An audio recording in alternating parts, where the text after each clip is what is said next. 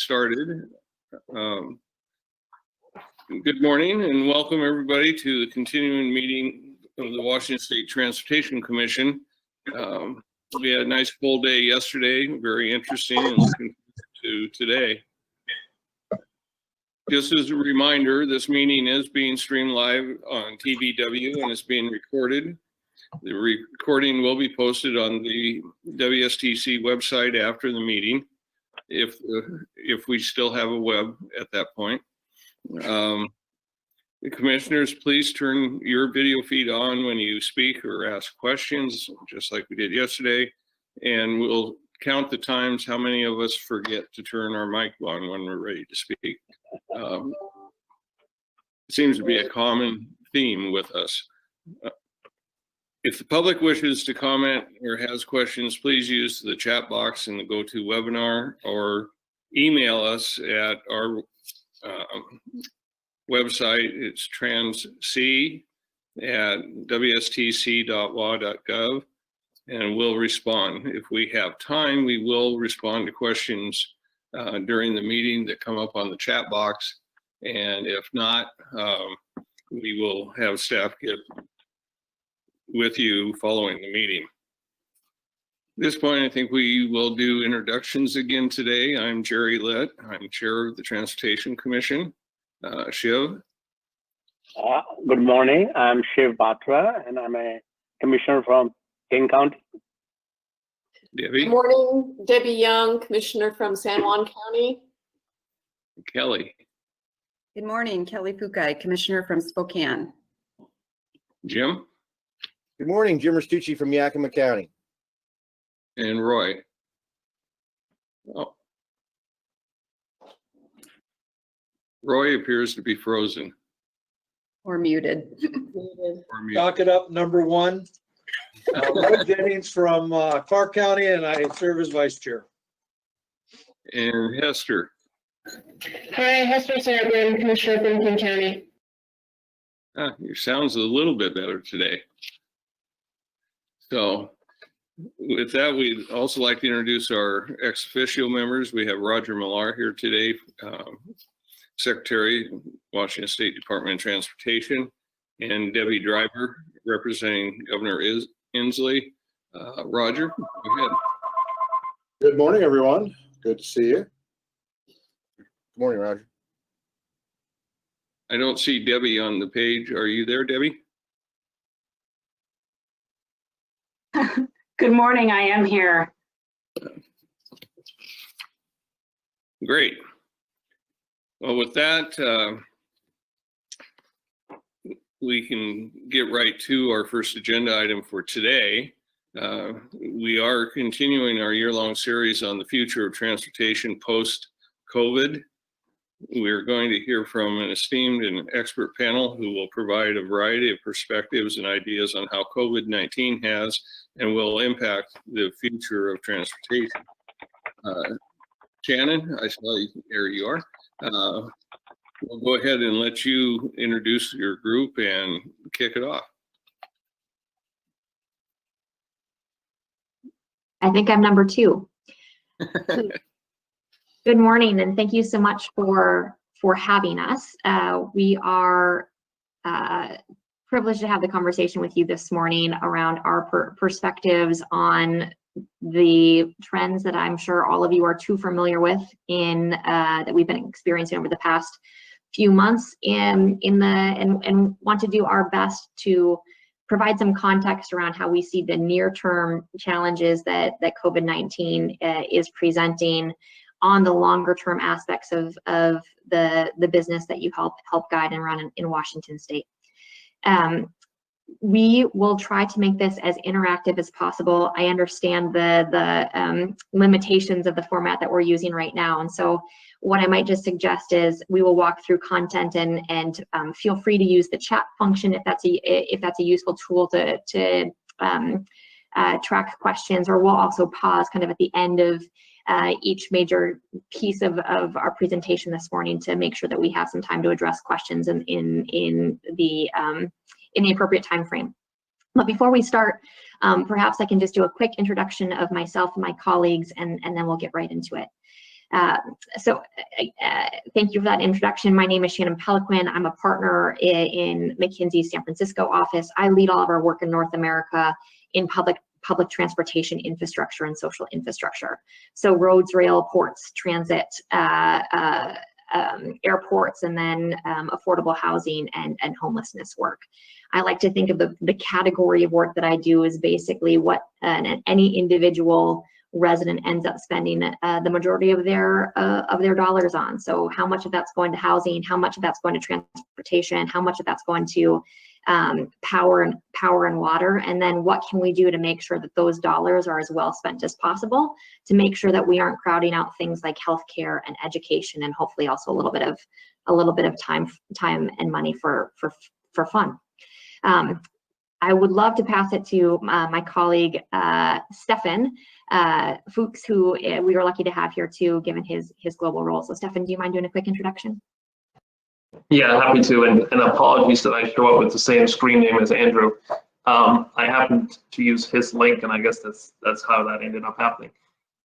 First of all, thank you for the opportunity to address this group today, and thank you, Mr. Chair, for the introduction. As Shannon said, Stefan Fuchs, I'm a senior partner in our Dallas office with McKinsey & Company. I have the privilege of leading work in the infrastructure space on a global basis. Just to put some context on this, as a firm, over the last 10 years, we have touched about $1.5 trillion worth of capital projects, a good third of that, in particular in the public transport space. And so this is an area that we are actually quite familiar with. We help a lot of our clients think through how to reimagine infrastructure. As I think we will go through today, and I think one of the areas you may be interested in even further is what are the biggest challenges and how to think about addressing those. We published about 2 years ago a very interesting white paper on this topic, which was around how do we address construction productivity at large. I think that had some very interesting implications on how do you think about portfolio allocation, how do you think about project delivery, how do you think about making best use of dollars. So in my own client service, I've done this with various DOTs across the country. I serve airports, and so very excited to be here and part of this conversation. And again, thank you for the opportunity. And Andrew, do you mind introducing yourself as well, please? And you're number 3, Andrew. Great. The real Andrew Margrave. Sorry about that, Stefan. Andrew Margrave, engagement manager out of our Seattle office, and just want to say thank you to the Commission, Rima, Tamara, and Carl for having us, and looking forward to that. So let's get into it. I think we were originally pulled in based on an article that we had published this past summer around how to prepare for whether a stimulus does or doesn't happen, given the uncertainty kind of post the CARES Act, and essentially wanting to shape up 2 different options or versions of the world. How do you get your capital house in great fighting shape to take advantage of potential inflow of dollars, and on the other hand, how do you think, if that shouldn't come through, about the potential for reevaluation and having to do more with less, as you think about the type of economic recovery efforts that you could support. So Andrew, if you don't mind flipping to the next page, please, or the presenter, whomever is doing that. Perfect. To frame up the discussion, as we think about the importance and the role of infrastructure investment, if we take a look at the U.S., we have seen a decline in infrastructure spending, and our backlog just continue to grow.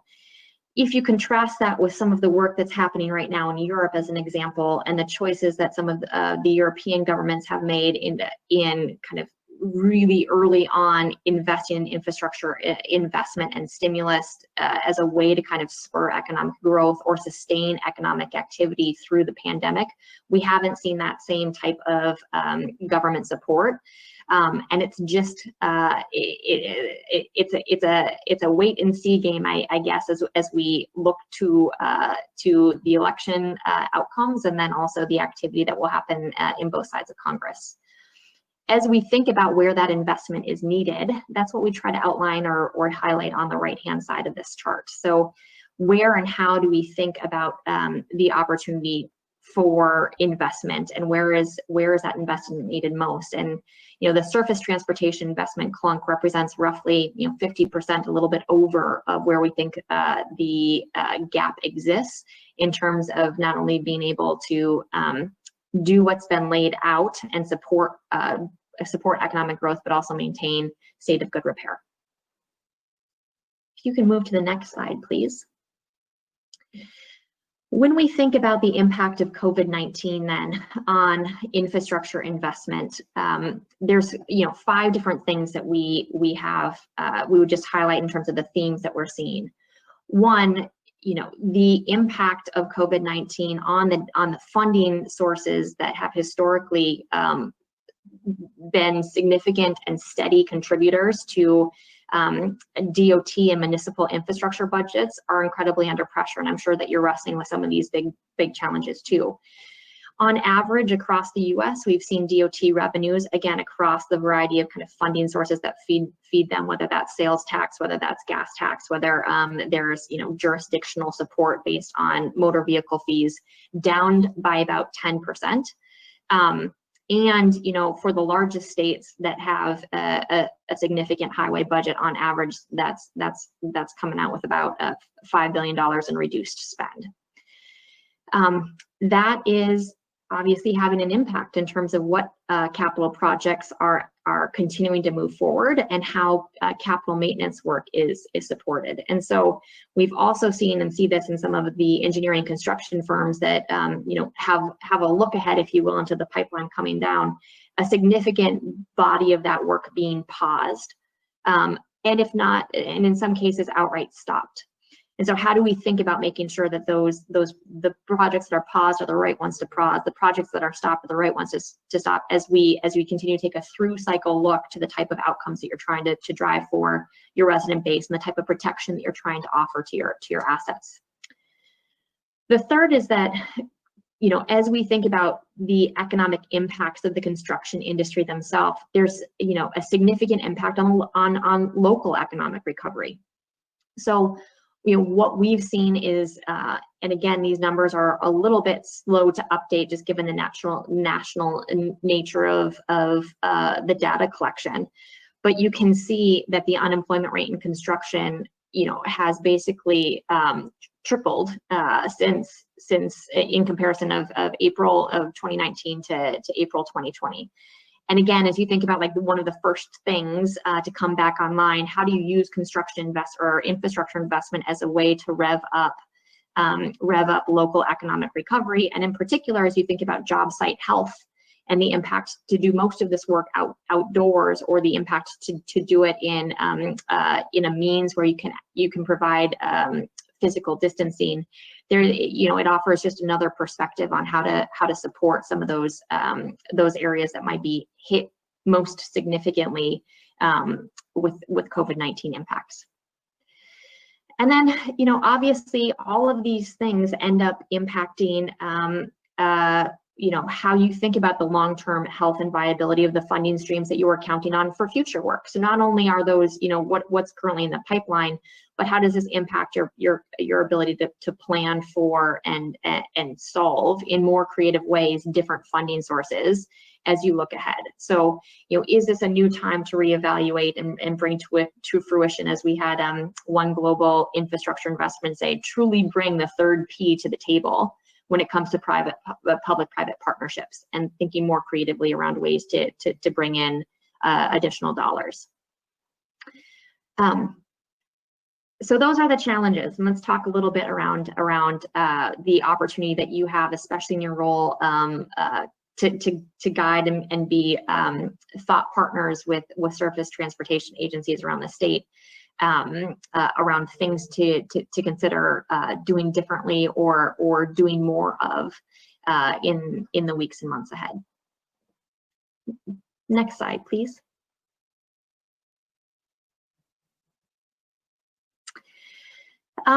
So, there were two scenarios that we outlined in the work that we had done. One was around basically scenario portfolio optimization with more stimulus funding. And we took a look at the Great Recession, so the stimulus package that supported 2008, 2009, And the big takeaway here is, gosh, if we have new dollars that end up coming into our geography, our state, how can we actually make sure that we are funding not only shovel-ready projects, which I think was was the big push in 2008, 2009, but also complement that with shovel-worthiness. So being really thoughtful and using the time that we have right now to ensure that the order of priority projects that you're actually thinking about pursuing or bringing to the top of the line are the ones that are going to help you move to the objectives that are most important for your constituencies and for your residents. And as we think about some of the work that you had posited in the legislative session last year, thinking again from an outcome basis around what you're trying to achieve, and then what projects are actually able to deliver on some of your aspirations around economic stewardship and equity. Thinking about the ability to really deliver on the environmental sustainability elements that are so critical to us. And as a San Franciscan just down the coast, I think we've had our fair share of extreme weather events to help us remember how important some of those elements are. So again, thinking about not only the shovel readiness, but also the shovel worthiness of the projects that make up your book of business to take highest and best use of those dollars coming in. The second scenario that we talked through, next slide, please, would be, gosh, what happens if we don't get more stimulus funding and we have to do a harder look at what our overall spend portfolio or spending envelope is, just because the revenue streams that historically have funded our capital programs aren't as are lower than anticipated, and also potentially need to be pivoted to support the operating budgets that are under tremendous strain in the same way in some ways more magnified depending on the type of agency that you're looking at, that we're wrestling with. So again, being really thoughtful around capital versus operating dollars, and being incredibly targeted and focused around highest bang for your buck when it comes to a smaller spend portfolio. And Stefan, I would love for you to just illustrate, what this could look like as we think about, best-in-class portfolio optimization and some of the things that underpin making a transition from good to great. Yeah, happy to share it. So I think it's probably best to try to do this in using a case example. So one US DOT that we work with together on this particular challenge. I think that the first thing you've got to recognize, I think it's important to take a longer horizon. And so in their particular case, we took a unified transportation plan view of 10 years to really say over a 10-year horizon, what are we trying to get done? Because we all know these infrastructure projects don't just happen overnight, so you got to take a longer term view on planning. But I think it's not just using the 10-year horizon, it's then taking it down to the 5-year, 2-year increments so that you get from a UTP to a short-term infrastructure plan to essentially a letting plan that actually builds on top of each other and stacks these projects, as Shannon is showing illustratively here on this chart, in a way to create the highest and biggest and most benefit.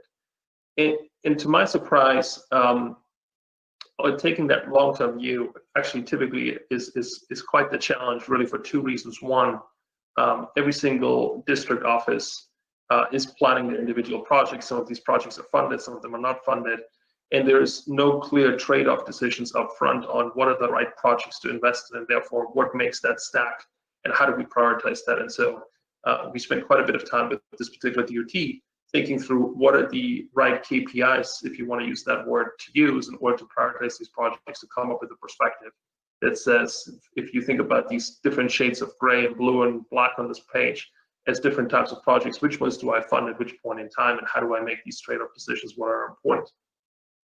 Second, I think with that transparency then comes a question around the economics, as Shannon said, and so it's not always as black and white as we'd like it to be, but thinking through what are the facts and what's the business case we need to build into that in order to make it happen. And then third, how do you actually equip, and I think that's a very important conversation to have, how do you equip the organization with the capabilities to sustain that and to make this an ongoing governance process rather than a one-time effort that gives you a one-time snapshot perspective on that portfolio, but you actually make that portfolio-based view the basis for the conversation going forward. And so in this particular DOT's case, over the 10-year horizon, was about 12,000 projects that they were managing. They had about $120 billion capital project. We were able to basically stack that 12,000 projects, prioritize the 120 billion, then get down to what are the projects that we need to get done for sure now, prioritize those, resource them appropriately, and equip the organization with a dashboard. The client lovingly referred to it as the funnel, because it literally allowed them to take a wide funnel upfront view, not saying one is more important than another, but just getting the visibility down the chute, so to speak, into the set of priority projects that they really need to be working on. Those needed to be resourced. Those were the ones ultimately that were shovel ready, and to Shannon's point, shovel worthy. And that also provided tremendous benefits for the contractor community, because suddenly they had a visibility into what that particular DOT is planning on doing, not just for the next 6 months, 12 months, for a 2, 4, 5 year horizon, with much higher degree of certainty, which allowed them to resource differently. And ultimately, it resulted in better project delivery, because projects were much more transparent and the plans were much more transparent. So hopefully that puts a little bit of perspective on how we take this and actually make it happen in real life. And if there are any questions on that, be delighted to have those conversations. So maybe this is a good natural pause point to just get a sense of, either by chat or feel free to please come off mute. Would love to address any thoughts, reflections, or questions that might exist across the commission right now. Do we have any questions at this point from the commission? Mr. Chair, this is Roger. Okay. Good morning, and thanks for the presentations to date, or so far. Good stuff, and stuff that we're doing in the agency with our colleagues at the Office of Financial Management, and we'll be doing with our legislature going forward.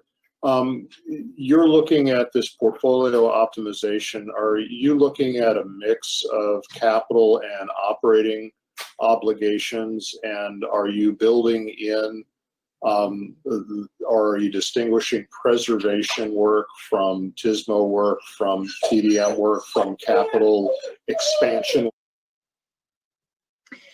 It's a great question.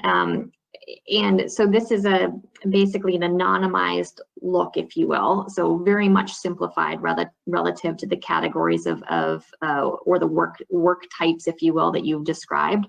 But when you get into the nuts and bolts on this, exactly having some perspective around the mix associated of the type of work that you need to get done, how you think about the regulatory requirements, which are kind of these in blue, the compliance projects that will have a different flavor of a name depending on the agency that you're talking through, or the type of work that's supported by a capital program. Certainly has a different portfolio, different prioritization, if you will, than some of the capacity expansion projects that might exist. Where we've seen this be most effective is, call it if you take the black bars to the right on this chart, being as thoughtful as you can around the outcomes that you're trying to drive. And I should preface this with, this is purely a capital look. Although that capital look is inclusive of projects that would be prioritized given the impact they'd have on operational efficiency or effectiveness, right? So on the right-hand side, doing a variety of scenario planning and also thinking through what are the kind of outcomes that we're looking to achieve with the work that we are doing, that we can then do an assessment on individual projects across type, across geography, to make the comparisons as apples to apples as possible, is certainly certainly part of the analytics that underpin this type of work. And in a few pages or in a few moments, we'll talk a little bit around how we've seen, 3 different elements be raised over the last 6 months around their impact on capital budgets. So really thinking about where you might need to make transformational changes in your cost of operations, and what that might entail in terms of the digital investments that you need to think of that are a little less traditional capital projects, but certainly qualify as capital projects. The second is around how you think about integrating climate and risk resiliency into your capital allocation scoring and planning. And the third is this the concept of equity. So how do we get more objective upfront metrics around the equity outcomes you're trying to ensure, whether that's through access, whether that's through economic development activity that you're spurring, that type of thing. And Yeah, So Shannon, long-winded answer to your question, Roger. Oh, sorry, go ahead, Stefan. No, I think you answered it really well, Roger. I would just add, for us, obviously, this is a system. And so I think what Shannon described is what we're trying to do is bring the facts to the table that allow us to optimize the system performance. And if you think about it from a systems performance perspective, I think that is a question: how do you create an integrated transportation system that often meets multiple strategic goals? And I'm sure you have yours, but typically you talk about preservation. I hear a lot about safety. So let's just say reliability. I think the point around access to mobility and how do new mobility forms that are going to come at us, how do they need to be considered in this particular piece? And I think the last piece that Shannon said, that we have a lot of conversations around how does the transportation infrastructure actually enable economic growth? Because at the end of the day, it's a means to an end. We want to move people and or goods better, more safely, more reliably from A to B. And so it obviously is a system performance, therefore, that is required, and we're trying to optimize that. Hopefully that makes sense to you. yeah, and I would just point out, thanks for the response. I would just point out as a follow-up, here in Washington State and probably elsewhere where you've worked, shovel ready is easy to quantify. Shovel worthy is in the eye of the beholder. Absolutely. Yeah, That's going to be the tough part. Yeah, Roger, we actually have one former commissioner who sat on a large DOT in the US, now is one of our partners and strategic advisors. So we often have exactly that dialogue. How do you make these trade-off decisions, and how do you think about often also stakeholder interests, right? Like in my great state of Texas, I mean, the discussion what's happening in West Texas is very different what's happening in the Metroplex around Dallas. And so how do you make these trade-off decisions, and what's a shovel-worthy project in Dallas is very different from what's a shovel-worthy project in the Permian Basin. And I'm sure you have similar questions and conversations. Great. Can I just jump in for a second? Just for a reminder for the commissioners, if you have a question or comment, just pop your camera on, and that way we'll recognize that you have that question, and we'll kind of follow that protocol throughout. Thank you. Any other questions before we continue?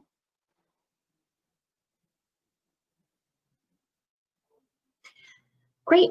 Let's move on. And again, we'll do another pause at the end of this next section, and actually we'll take it topic by topic because this is the content that we'll be working through now is hot off the presses, and I think it changes as we learn more about both the pandemic and its not only epidemiological impacts but also its economic impacts. And so we'll do our best to share what we're seeing in other places globally, and then also some of the dynamics that are playing out more locally as well.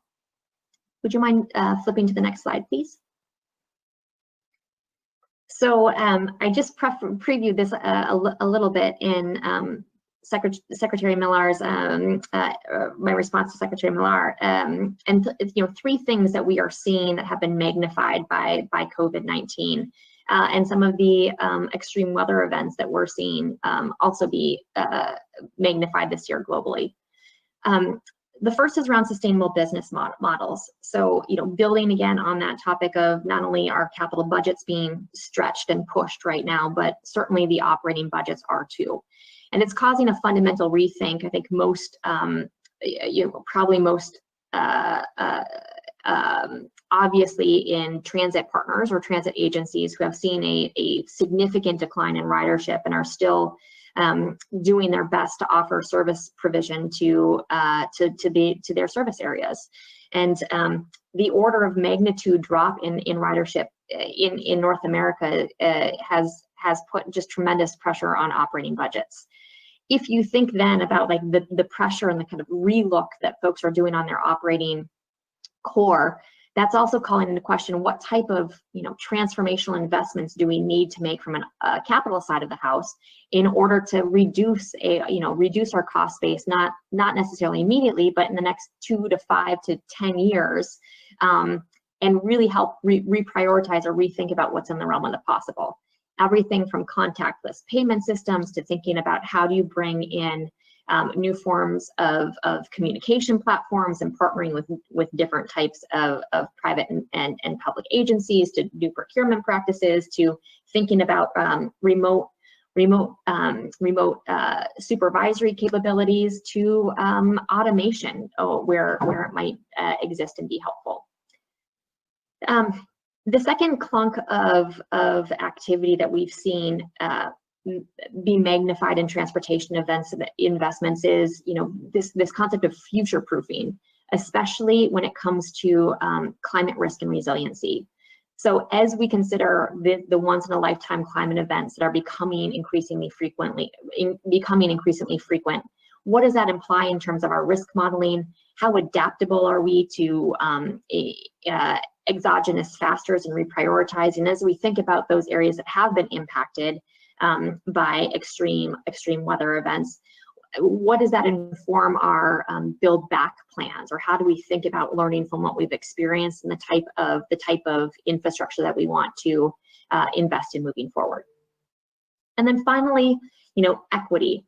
So how do we think about the type of infrastructure investments that already exist, the type of impact that has in terms of access, in terms of affordability, in terms of outcomes, whether that's rural versus urban, whether that is different demographics that have access in terms of priority populations serviced by different types of transportation modes.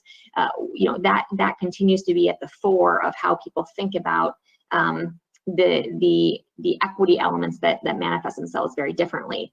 An example of this, I would say, is work that we did a few years ago, trying to understand this economic competitiveness point that Stefan had articulated earlier, and the impact of a 4-lane versus a 2-lane road in rural counties is meaningful. It can end up doubling the kind of economic GDP growth or impact of that particular county, especially if you're a state that relies heavily on freight and logistics as a part of your economic base. So being thoughtful again around what are the types of outcomes that you're trying to drive, and how do you think very holistically around equity is something that is to the fore given the events of this year. If you flip to the next page, please. When we think about sustainable business models, we've seen 4 things be top of mind for road agencies that we've served globally. One is, how do we continue to use this as a moment in time to think about the type of experience we want our users to have, and what is that in terms of all aspects that a road covers, whether that is pedestrian and bike usage. How do we think about the value of a road and the value of a curb in urban areas as we think about the impact of outdoor seating and some of the outdoor activities that have been kind of spilled onto public roadways as a result of COVID-19 social distancing guidance?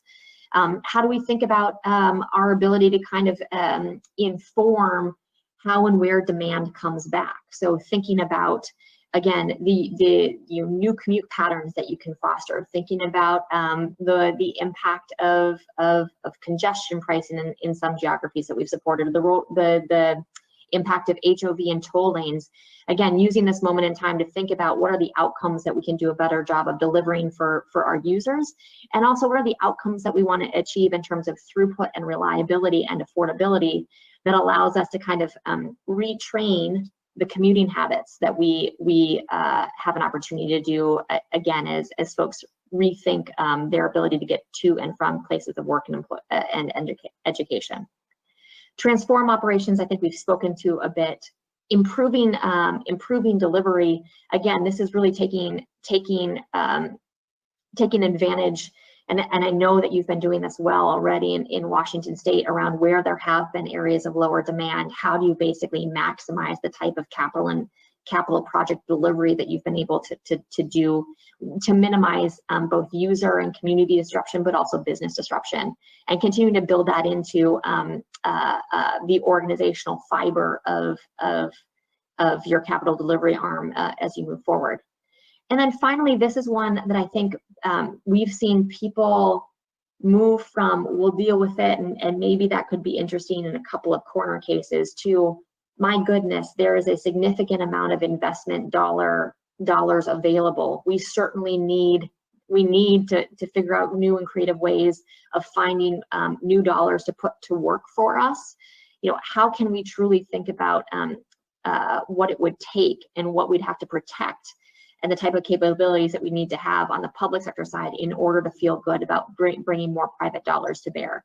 And that has ramifications on everything from the type of projects that you would think would be good candidates for private investment, all the way to the type of contracting that would give you certainty around the outcomes and the alignment on those outcomes that you're trying to drive with new and different types of partners, to the type of capabilities that it would require to have in-house, or capacity that it would require to have in-house, that might be quite different than what you had in a pre-COVID state, should you decide to kind of pursue this path.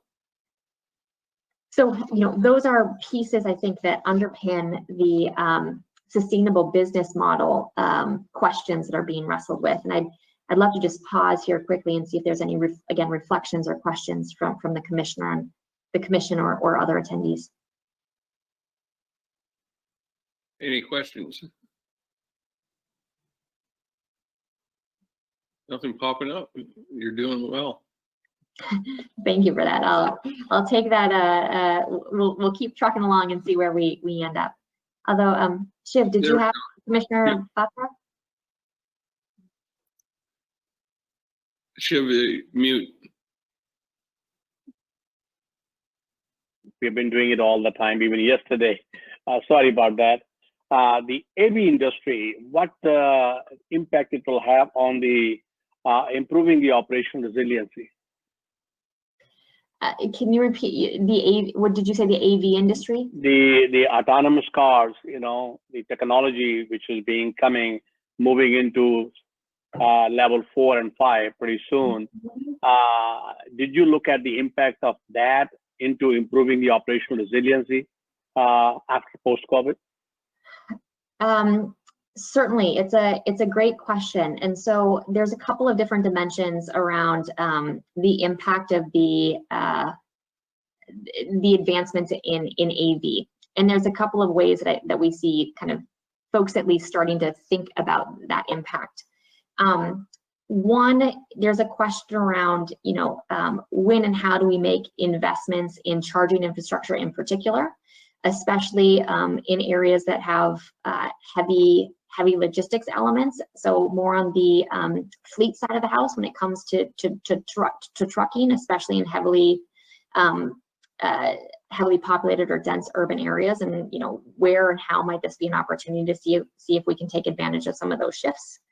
There's another bit, which is, you know, metropolitan areas taking a look at, again, the true change to traffic in central business districts. And does that allow us to do an experimentation around AVs and their usage, and in some ways closing down entire sections of city streets to get different traffic patterns or foot patterns to support that. So that's a second area where we've seen AVs come to play. And then I think the third has been, you know, especially in California with some of the newer executive orders that have come out. What does this mean in terms of the balance of support that we should be looking for in access and experimentation and innovation, and how much forward leaning do we want to make in some of those capital investments? Again, primarily around charging infrastructure, as well as thinking through where there are good examples of an ability to really radically reduce GHG emissions that are heavily publicly funded or supported right now. So we're thinking about work in seaports and some of the logistics that support those areas that we can use to kind of spur and innovate and kind of take risk off of the private side, but also learn along the way to make sure we're getting the right types of outcomes on the public side. So if I may add to this, Commissioner Batra, I think it's a great question. And pre-McKinsey, I actually worked at Daimler Chrysler, including spending some time at Freightliner. And so I'm still very close to my colleagues in the auto sector. and in particular the trucking sector. I think Shannon's key point, what I would just like to emphasize and highlight, is this notion of what are the most important use cases? Because I think if you take a use case lens and you say, where's today's traffic going to get replaced by AVs? And therefore, what are the kind of infrastructure needs that we need to build around to enable that? And you almost take that use case lens back rather than the technology lens forward.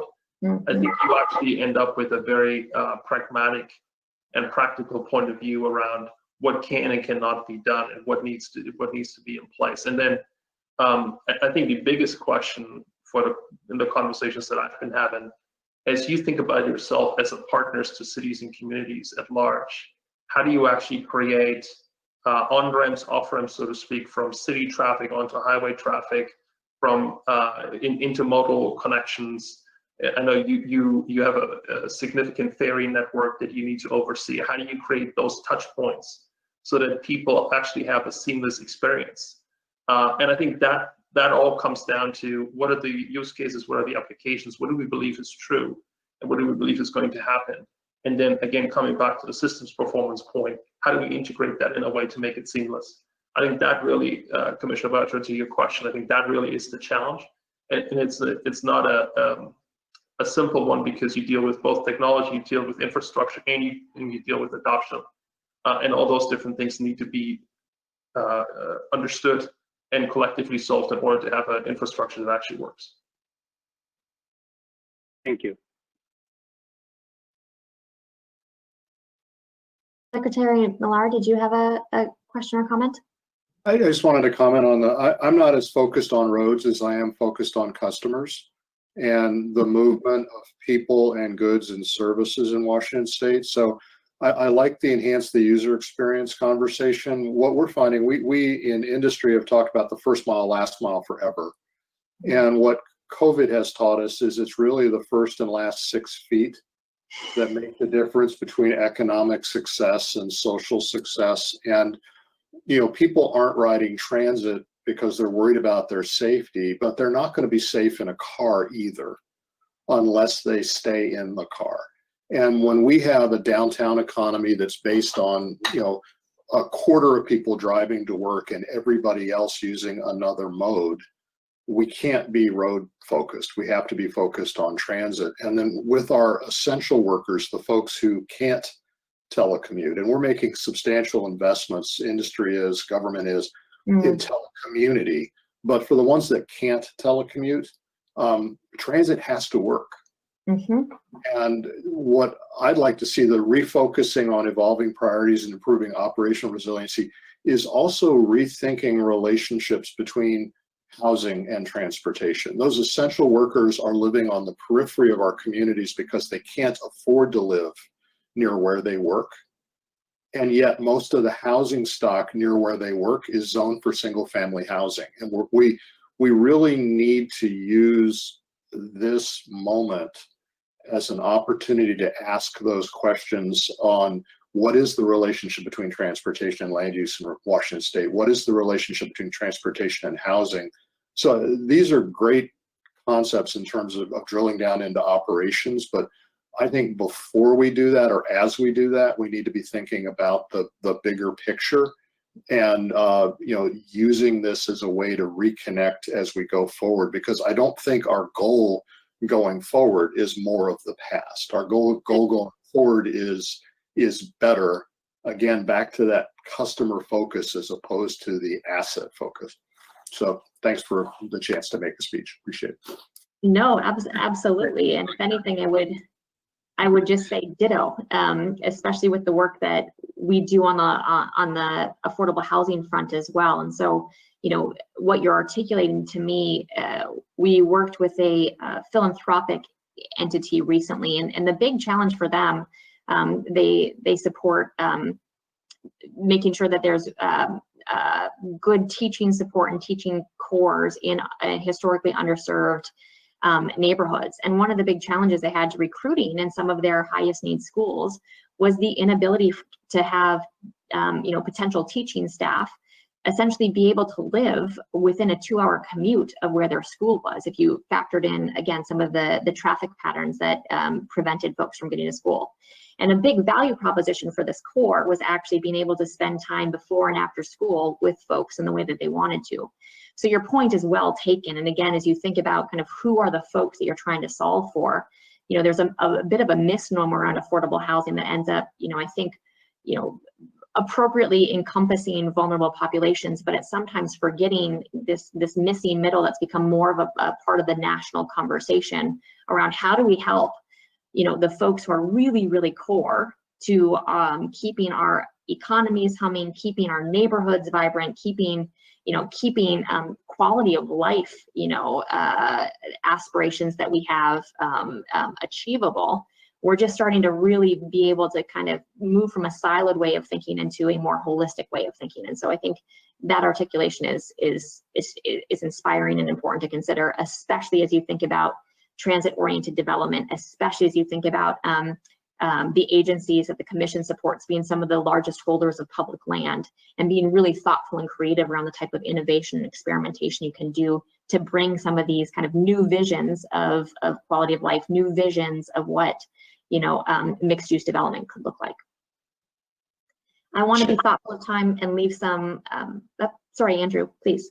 I love the point and the interrelatedness of what job you're able to access, where you are able to afford to live, and how transportation can connect you to that. Because so often we hear about housing, being rent burdened, or house burden being 30% of income, but actually looking at how much you pay in housing and how much you pay in transportation, and not breaking a sort of a higher threshold of housing plus transportation burden, especially then based on what income you're able to get from your job. I think those three things being very related is a great point to make. Great. Just let me interrupt for a second. We've got about 17 minutes left to get through this, so I think we maybe would like to hold our questions till the end. Okay. If we have. Great. Sounds great. And we just have 2 or 3 more slides, so I'm hopeful that we'll still be able to have a good discussion at the end here. Let's talk through how we see climate risk and resiliency starting to impact how folks view their both asset management strategies, as well as the risk register that underpins some of those asset strategies as well. So taking a look across acute and chronic physical risk drivers, have started to be able to articulate and quantify both, started actually with the insurance folks that we work with at McKinsey. So how the insurance providers were starting to think about the order of magnitude impact, the type of payouts and build backs that were responsible with that, and then how that might inform the type of guidance they were actually able to provide their clients to think about doing things differently given the types of premiums they would be required to solve for in the future. So, there's a couple of different things as we work to kind of mature this muscle around climate risk and resiliency into capital portfolio's. One is, how do you think about the durability of some of the changes that you'd want to make? So again, how might regulatory shifts impact how you think about the type of investments you're either required to make? So thinking about projects that might be shifting from the black areas of the chart that we talked about earlier into the blue areas of the chart, and how do you make sure you're able to handle that type of shift? 2, legal claims. So how do you think about the impact of again, equity? How do you think about serviceability? How do you think about the role of the public sector versus the private sector? And again, the wildfire risk and the role of the utility and the state of California, I think, is a really interesting example for how that has played out previously with some of the providers. And then the third is, how do you think about technology pieces? So we started to get into this question around AVs, which is a really, really, good one when it comes to climate change and resiliency and the type of forward-leaning investments that you want to make, as well as making sure that you're thoughtful around where you're innovating and experimenting and learning on smaller scales before you think about larger investment opportunities.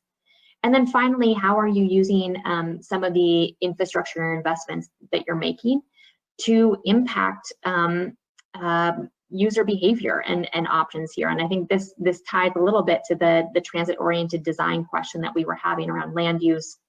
This goes into how you think about the type of optionality or accessibility that you want to provide across the state, and how that might look different in rural areas versus those served versus smaller cities versus your larger municipalities in Washington State.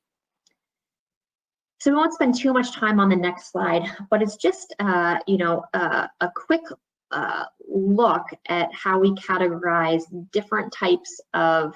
If you can hit the next slide for me, please.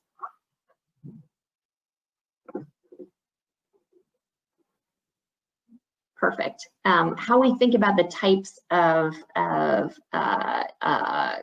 climate risk or resiliency risk by asset type. So on the left-hand side here, you'll see on the y-axis, we just have different categories of asset class.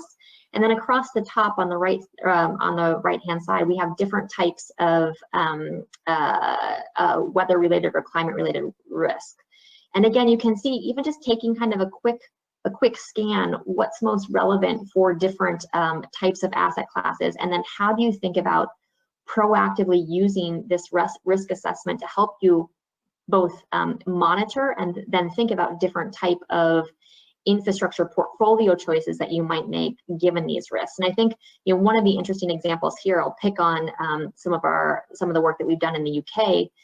If you take a look at rail infrastructure, and this is across both passenger and freight, one of the big pieces that was undervalued prior to taking this type of risk lens to it was the impact of flooding, and in particular flooding on signaling assets. And by taking kind of that lens of, how do we think about the type of climate event or weather event, what could that impact be? And then where are we most vulnerable, or where are our assets that are most vulnerable located? And what type, if those assets went down, kind of doing pre-mortems before the event actually took place, how do we put ourselves in best stead, either in preventative investment or in investment and action planning to kind of get back online as soon as possible particular assets. They were, this particular institution was able to identify 7% of their signaling assets that they were really focused on, which was different than, I think their broader look, if you had taken kind of a blanket assessment, if you will, and tried to put that lens across all of your infrastructure and all of your signaling infrastructure, you would have had a different outcome. But by focusing on that 7% of signaling infrastructure, the agency ended up feeling pretty darn good about their ability, within what they'd have to do in order to get things back online in 24 hours, in 48 hours, in a week, that would protect, again, the economic activity for the passengers that they actually served, that were ended up being dependent upon that signaling infrastructure. So again, just like a very good pragmatic, I think, example of taking a climate risk lens and resiliency lens to be as thoughtful as possible for bringing things in, online as fast as possible, as well as informing investments around resiliency to the extent that becomes necessary as well. And if you could flip 2 more slides for me, actually. Yeah, this is great. So, the final piece that we wanted to talk through was on the equity side of the house. And we've done a significant amount of work across public sector agencies, not necessarily just public transportation related, but around service provision overall, that's based on the design thinking that underpins much of our consumer work. And that translation between, consumer packaged goods, if you will, who are at the fore of really thinking through user design and really thinking about user experience, and translating that to the type of thinking that can guide improvements to the user journeys when it comes to accessing public goods and public services.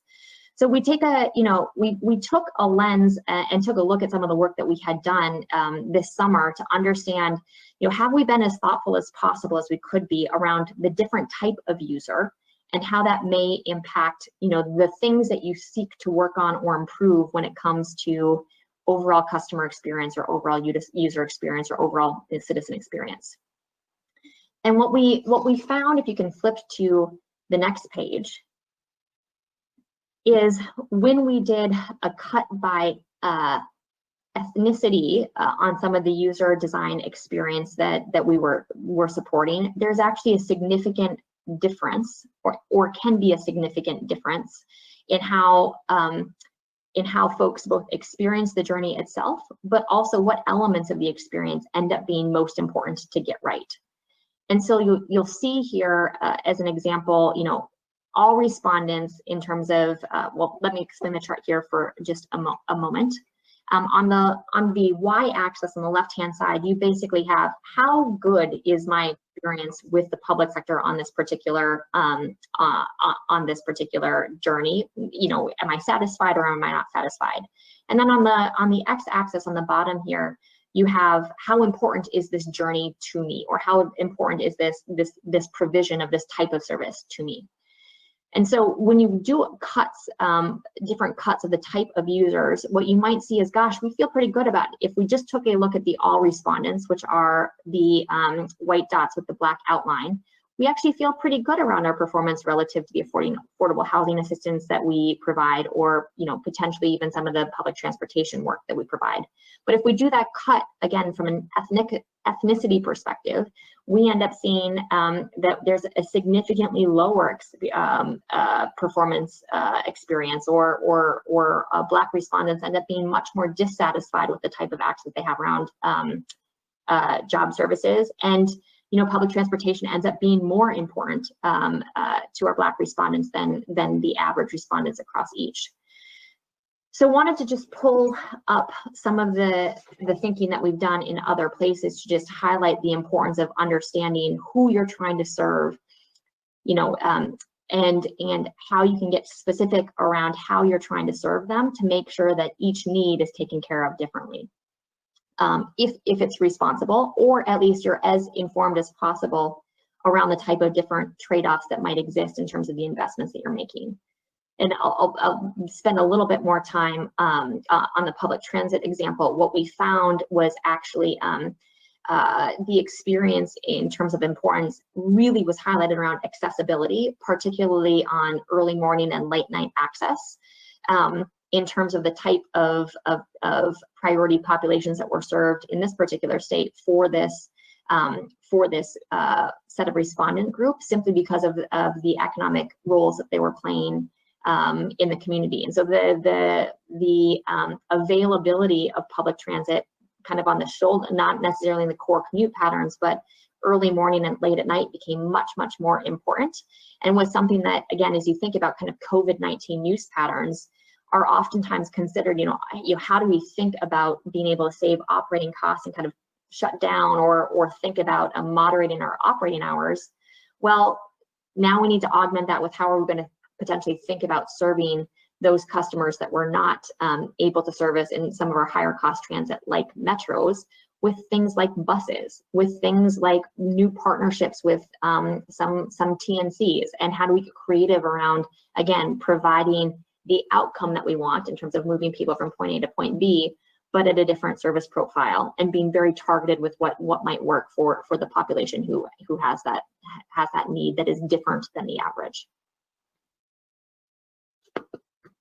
So with that, if you want to just we can stay on this page, or perhaps even go back to the go to our last couple of pages here. If you flip down two more. We wanted to just leave you with our contact information, and then we'll open it up for a moment or two of questions. We're incredibly excited about the type of topics that you are wrestling with right now, and are very appreciative of Director Griffith and her team for spending some time with us to share what might be top of mind, and look forward to continuing the conversation. Great. Thank you, Shannon. Very informative. I think looking at these big ideas, I guess I should turn my own on. We're going to be taking a little different approach with our annual report to the legislature this year, and what you came up with today, I think we're on target with some of the thinking that you presented today, so it's been really helpful. Any other questions? We have a few minutes. Kelly. I think I have a comment and maybe a question in that what strikes me in this time of great uncertainty, that as we look at transportation and we think about what we want it to be in the future, we're sort of building the plane while we're flying it. It feels like, and I guess I love the concept that we've been talking about, and we've been talking about it here as a state about flipping the planning pyramid on its head and really getting to what is that customer's experience with our system? How do they want to interact with it? And what are those needs in the future? I guess I feel like we're sort of in this limbo state where we're continuing to march down a path with existing mechanisms, existing ways of planning and looking at our transportation system and funding it, while we're needing to be more forward thinking, but not understanding what our customers really need, want, or what the outcomes of the system are that we design. So I guess I'd be curious, while we're in this sort of interim, in this in-between state, what would you all recommend that we be looking at, thinking about, or moving forward with to try to get to these more portfolio optimized systems and reimagining and rethinking how we plan for it? Yeah, I would say, and Stefan would love your perspective on this, but my two concepts that I think are really important. One, the importance of scenario-based planning has never been more real, because the amount of uncertainty that you're playing with on everything from funding all the way down to kind of structural shifts around work from home and how that might actually impact ridership in urban areas, where people choose to live, work, and play, et cetera, has never been more real. And so really beefing up your scenario planning capabilities and playing on edges of uncertainty. We've been guiding our clients in this moment to really, fight the urge to actually plan for the middle or the average of the two scenarios and think about kind of the upper bound and the lower bound to inform where you need both capital portfolio agility, but then operating agility to kind of meet either end. So, one thing that I would just emphasize is the role of scenario planning. And that brings to the second point, which is this kind of objective set of criteria or outcomes that you're trying to use. And that's where user experience, I think, really comes to play. And so an example that I'll give is we worked with a consortium of state agencies for a southern state about a decade ago, putting together essentially a user-backed perspective on what they wanted from their transportation assets. And we ended up doing a big customer segmentation to try to understand, who their users are. And it ended up being fairly intuitive in terms of where they shook out. It was urban folks, medium-sized city folks, rural folks, and then freight users, commercial haulers. And we were able to articulate both across safety, reliability, affordability, economic competitiveness, some outcomes that each of those types of customers wanted or types of users wanted.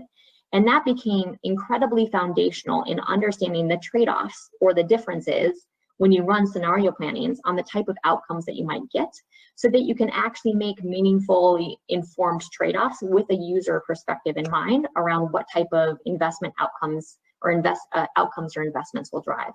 So those two things for me are top of mind. Again, user-based outcomes, and then scenario planning to understand how those user-based outcomes end up being manifested in different investment portfolio types. Stefan, I don't know if you had anything to add. I think those are both spot on, especially putting truly the end user in the middle and defining the end-to-end journey. Some of the airports that I do work with, for them, the journey starts at the home of the user. We're coming back to the last 6 feet conversation from earlier today, to where they're going and back. And so that is to them, for the airport, the end-to-end journey. So really defining that, I think that's spot on. I think the second piece, I would say, Commissioner, to your question, this is the time to think through how technology can help you accelerate. We've talked for years and years about agile teams and technology and other things, but I think these scenario-based planning processes and models that underlie the concepts that Shannon described don't happen you don't have the facts and if you don't have the technology at hand to really accelerate some of this modeling, and what are the implications? How do you think about bringing technology that is relevant for project delivery into the planning cycle up front, so you know what the different design options are? If I have my two bookends that Shannon was describing, what does option A versus option B look like? What does it cost me? How do I run quick estimates on that? Those kinds of things are really important to make this real, because at the end of the day, it's great to talk about scenarios and hypotheses, but somebody's going to ask you what it's going to cost me, and the ability to cost that quickly is going to be very critical in order to be able to do this. Whoops. I went the opposite direction, muted myself after I was on. Roger, I think if we could hold your questions. We're into the time for the next group at the moment. That's fine with me. Thank you, sir. Appreciate it. So thank you very much. Like I said, it's very informative and great piece, and we'll do our best. Sounds great. Thank you again for the time. Thank you. Our pleasure. All right, now our next presenters are former Governor Chris Gregoire and from Challenge Seattle, and Charlie Davis with the Boston Consulting Group. And I just might mention, we don't have a break actually built into our schedule today. So since we are virtual and people have quick access, if you need a short rest break, feel free to go ahead and do that, and we'll just continue right on through our schedule for the day. So, good morning, Charlie. Hello. Are you able to see my screen? Yes. Is it sharing? Okay, great. So you want us to go ahead, Jerry? Yes, please do. Great. Well, thank you. Thanks for the invitation, and to Rima for all her hard work. I'm back. Remember, we had a little brief conversation about a report which has now been issued. And so that's why we're, at your invitation, here to make sure that we can fully brief you and answer any and all questions. As a sidetrack, I want to say congratulations, because the Supreme Court ruling, I think, while it doesn't fill the void of a dramatic problem in our transportation budget, nonetheless, it clearly does help immensely. COVID has taken a toll, and we still need to address that. And then our sources are obviously continuing to be a problem. But importantly, I think we were able to dodge a significant challenge by the Supreme Court ruling. So Charlie Davis from Boston Consulting and I are joining you today to brief you on a document we entitled Cascadia Innovation Corridor Vision 2050. I want to step back, if I can, for a brief moment with you and talk a little bit about a mega region, which is what we are talking about. As we look back historically, we've had major international cities that have competed economically, whether it's Paris, London, New York, whatever it may be. That evolved into regions competing economically, and that now is at a reasonable stage of maturation where it's grown to mega regions. Mega regions, for example, in the United States, there are 11 identified and have been historically over time. Mega regions are really about crossing state borders, crossing international borders, as we do. Now, we're fairly unique, but it's bringing together international cities and in our instance, a corridor that will compete globally economically. There are about 29, 30 internationally identified mega regions. And the comment you hear most often is that they really are the ones that are driving the world's economy, just to put how important they are in perspective. Typically, they are identified because of not only the commonality of international cities, but a commonality of history, a commonality of culture. And with respect to Cascadia, which, as you can see from the map here, goes from Vancouver, British Columbia through Seattle to Portland, you can identify, I think, readily with the idea that we share a history, we share a culture, we share First Nation and Native American, we share our share economically in terms of innovation and kind of who we are. But I laughed when I was in office because I found that we also went so far as to share kind of a sense of humor, which is a bit unique.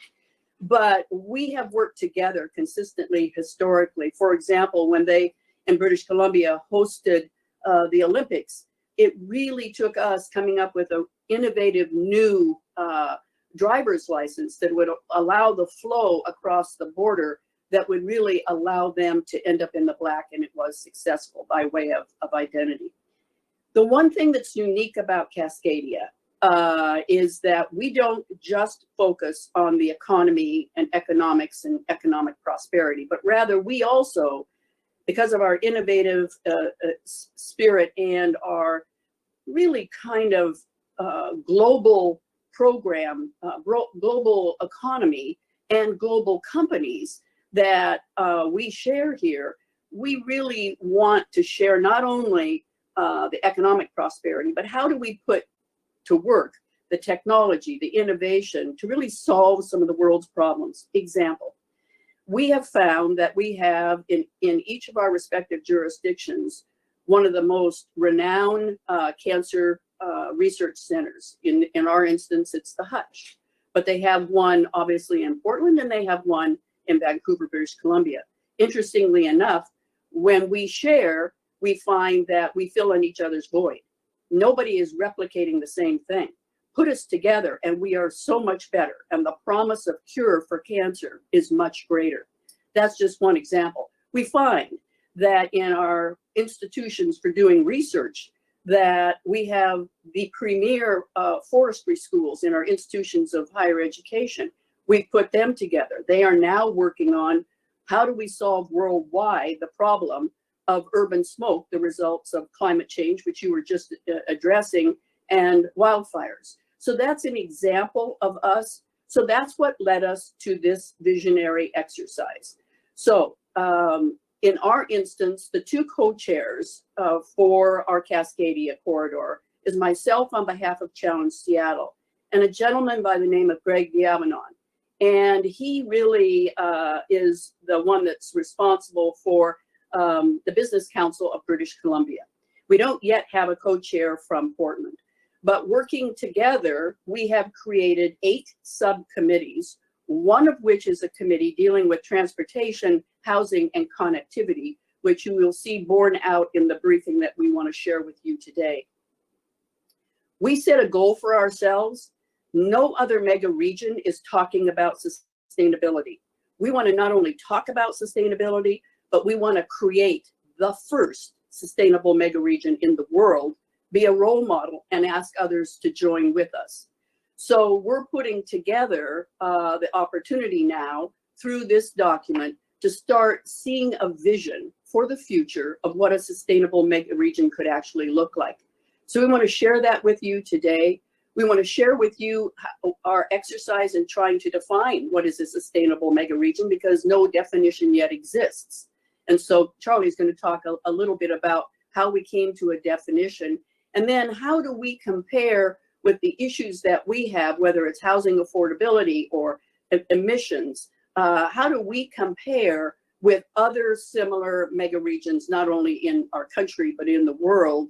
And if we sit on our hands and do absolutely nothing, what can we project and expect for the future in terms of our ability to deal with climate, our ability to deal with affordability, and obviously with transportation? So we have come up with an idea. We don't pretend to suggest it is the one and only idea, but it is an idea. Any idea, we believe, has to be big and bold if we're going to be able to look to the future and solve. What we've found in virtually every mega region, because of their economic growth and prosperity, because of their population growth, particularly over the last decade, literally every one of them was not prepared and had not planned. And the resulting problems whether it's transportation or emissions or lack of housing affordability, have risen to the fore. So we don't want to replicate that. We want to make sure we're thinking visionary, projecting, looking at the potential population, and seeing how we can, in fact, come up with a new novel idea. And out of that has come this idea of a hub and spoke vision, in which we would obviously enable growth because we can see it coming. It's a foregone conclusion. Let's envision how we can deal with it. But we would also look at how do we deal with what we currently have in place in a much more strategic way, and how do we think bigger in the corridor about how we can look at high-speed transportation, housing, jobs, emissions. And then at the end, when Charlie's done, I want to talk a little bit about what we think are viable next steps. And while some would say, well, tomorrow and tomorrow and tomorrow, we would suggest that is the worst thing that we can do for ourselves right now. COVID, of course, plays heavily on all of us, but if we are not willing to think about the future and not willing to come together as a region and work collectively towards a better future, we're going to see a result that none of us is going to want to see. So with that, I want to introduce Charlie Davis. He is a partner in the Seattle office of Boston Consulting Group. He has been a partner with us throughout the tenure of Challenge Seattle, but most importantly for us recently, dealing with COVID. He has provided immense help to the state of Washington, to the business community, to nonprofit, in how we can envision how we can get our ways through this, from reopening businesses to reopening K through 12 and higher education, to how we can make sure that we're going to make up for lost time in our K through 12 system because of virtual learning and the impact it has on far too many of our low-income kids of color, rural students. So with that, Charlie, as always, a big thank you for joining, and I turn it over to you. Awesome. Thank you, Gov, and thanks to the commission for having us on here. Just want to do a quick check.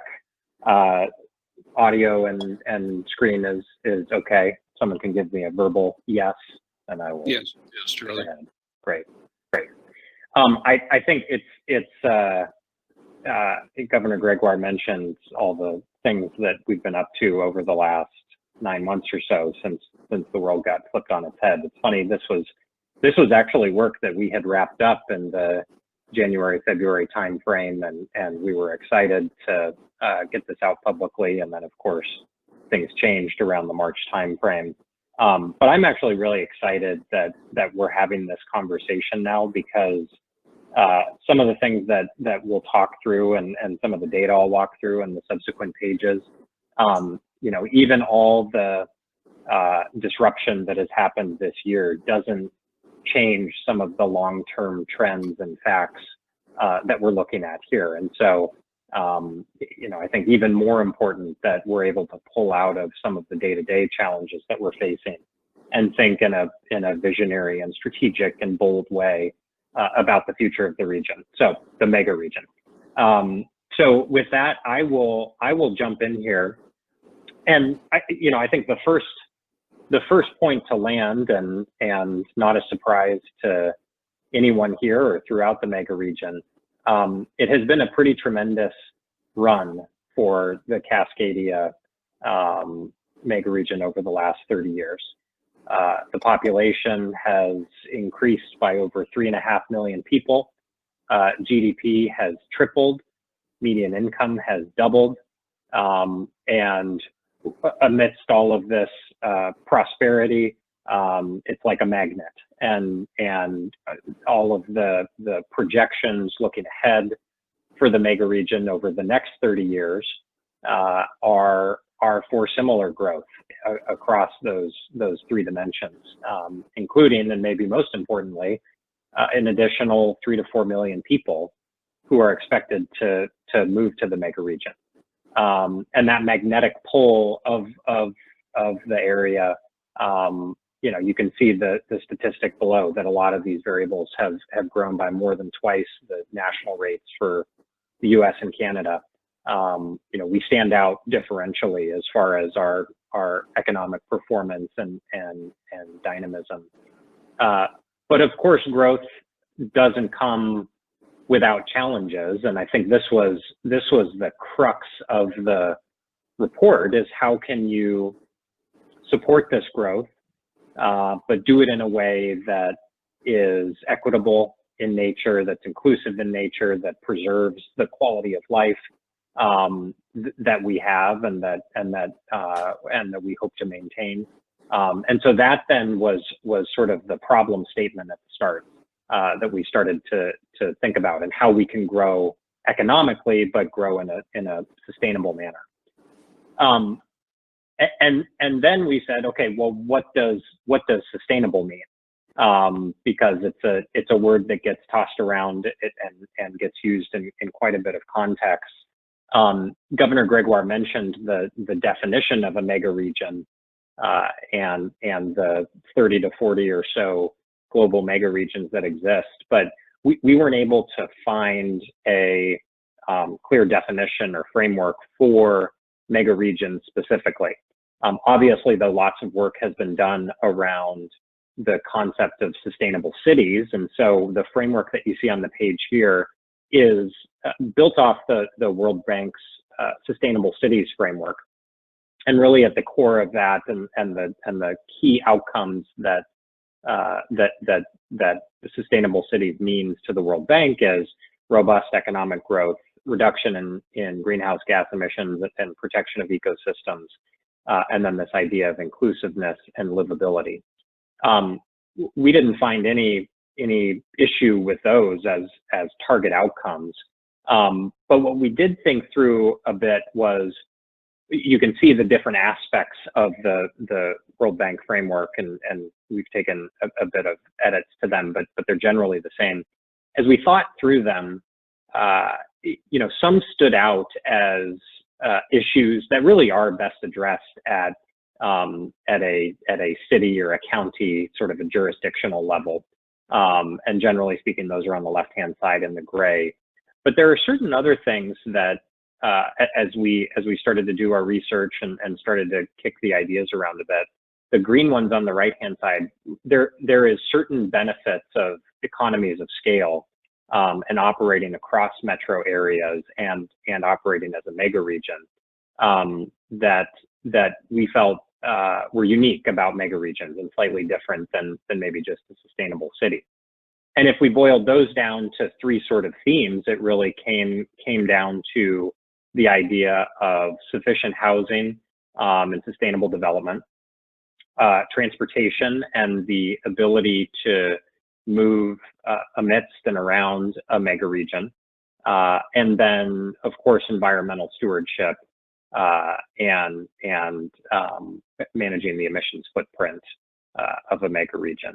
And under each of those, there were some specific goals that we started to think through. So on the housing and development side, how can you, as a mega region, ensure that the population is not housing cost burdened? And so typically the definition of that is spending more than 30% of your gross income every month on housing. As we'll see, we are away from that already in the mega region and trending in the wrong direction. Transportation, the objective here that we set out to explore was, can you absorb the growth, the additional 3 to 4 million people, without increasing things like congestion?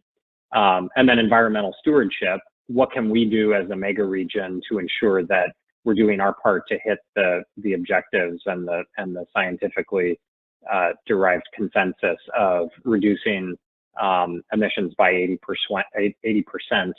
by 2050.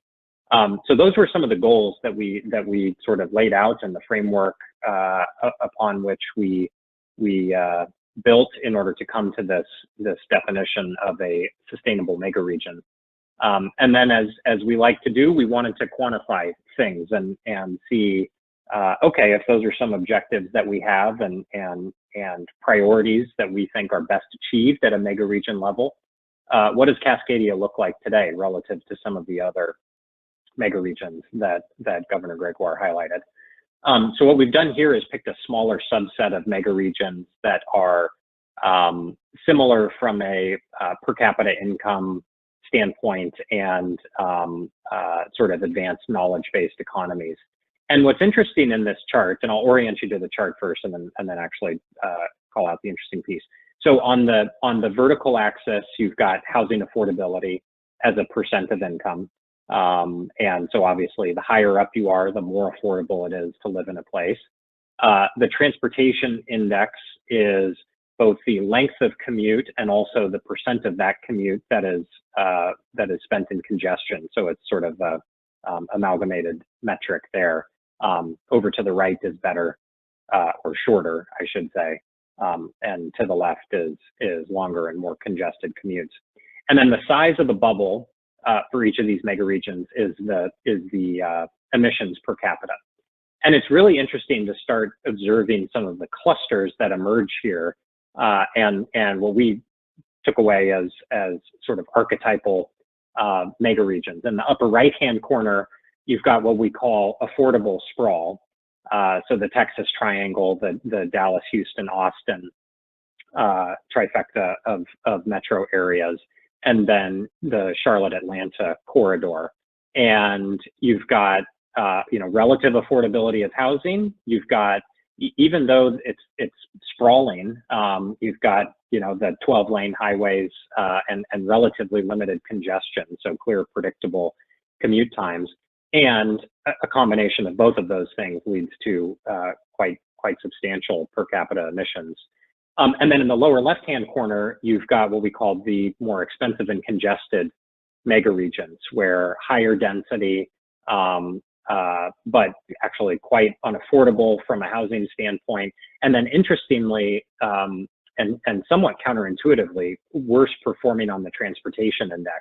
And a lot of this is around certain parts of the population being crowded out of core urban areas and being pushed out to more affordable places to live, that then leads to substantial commute times for many workers in the mega region.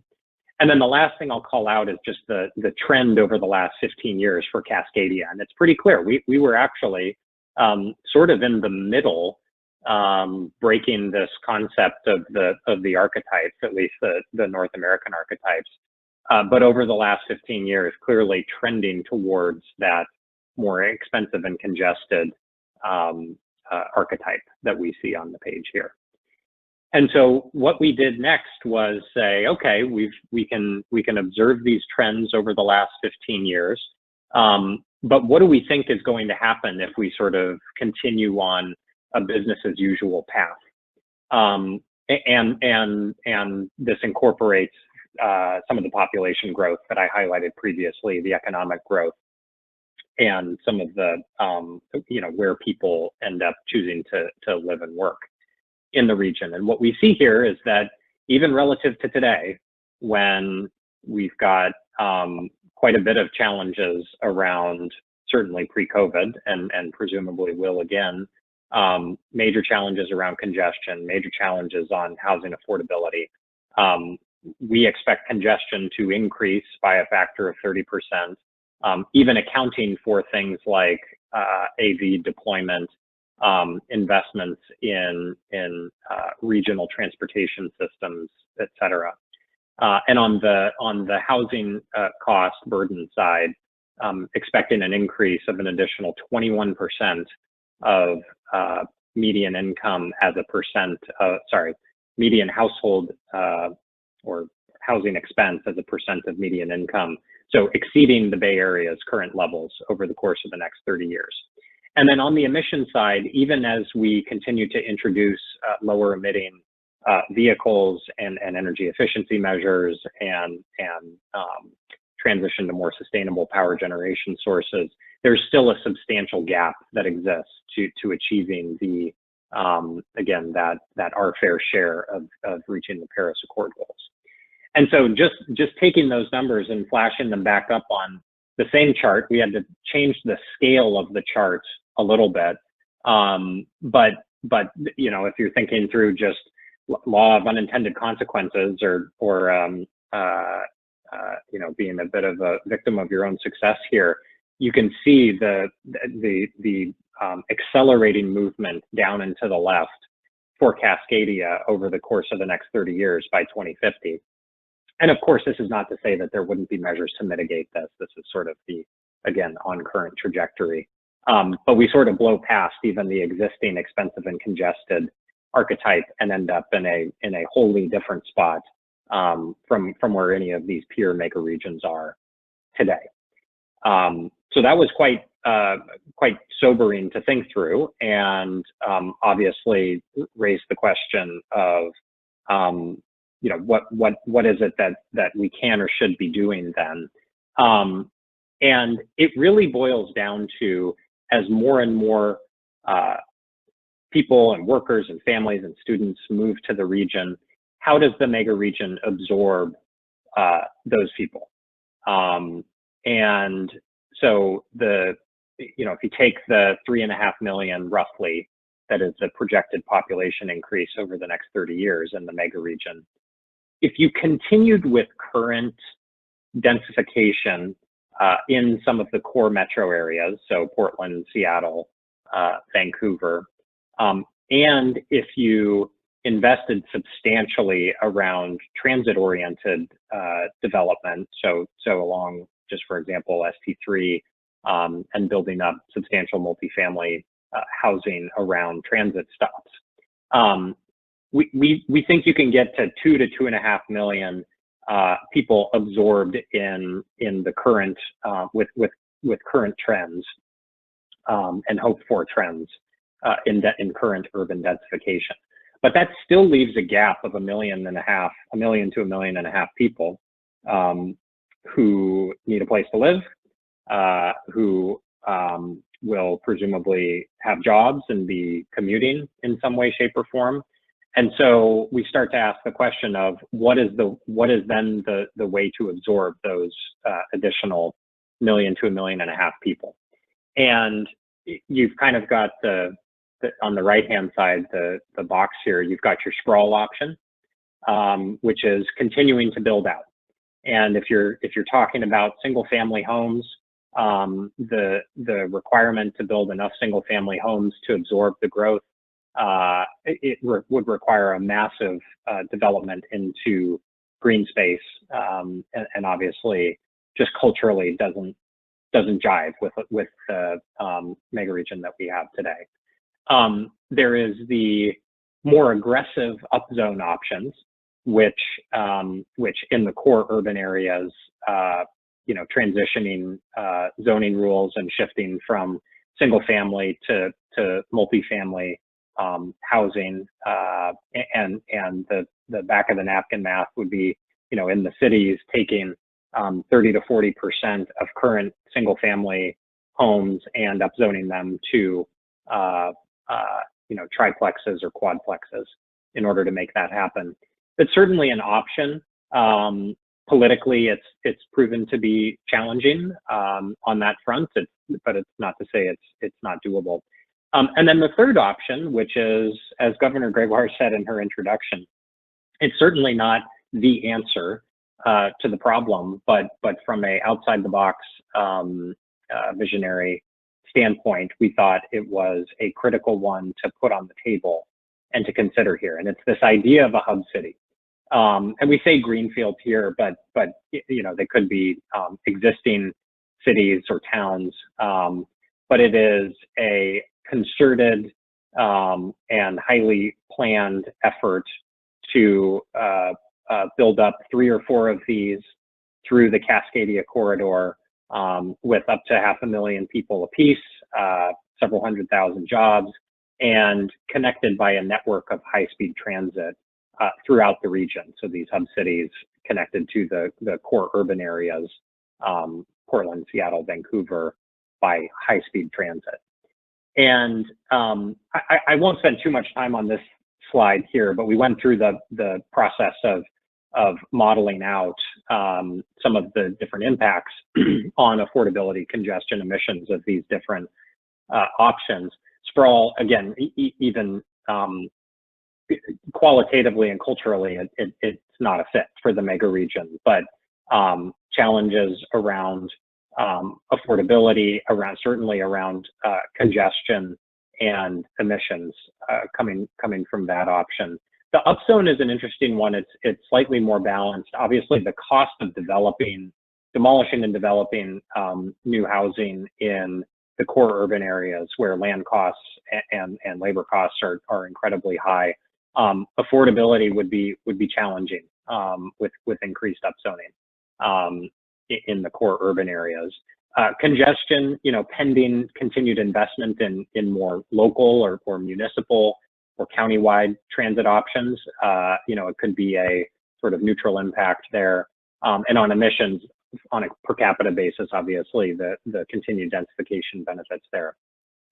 Hub cities, we believe, benefits all three of these dimensions, and a few reasons why. On the affordability piece, you've got relatively low cost land and the opportunity to employ innovative development approaches. We've got companies here, obviously, that are working on things like modular construction, looking at things like cross-laminated timber and the wood high rises, and presumably there will be increased innovation in that space over the next 20, 30 years. We think there's an opportunity from an affordability standpoint. Congestion, this is really about the investments in the high-speed transit to the urban cores and taking people off the congested highways that we have.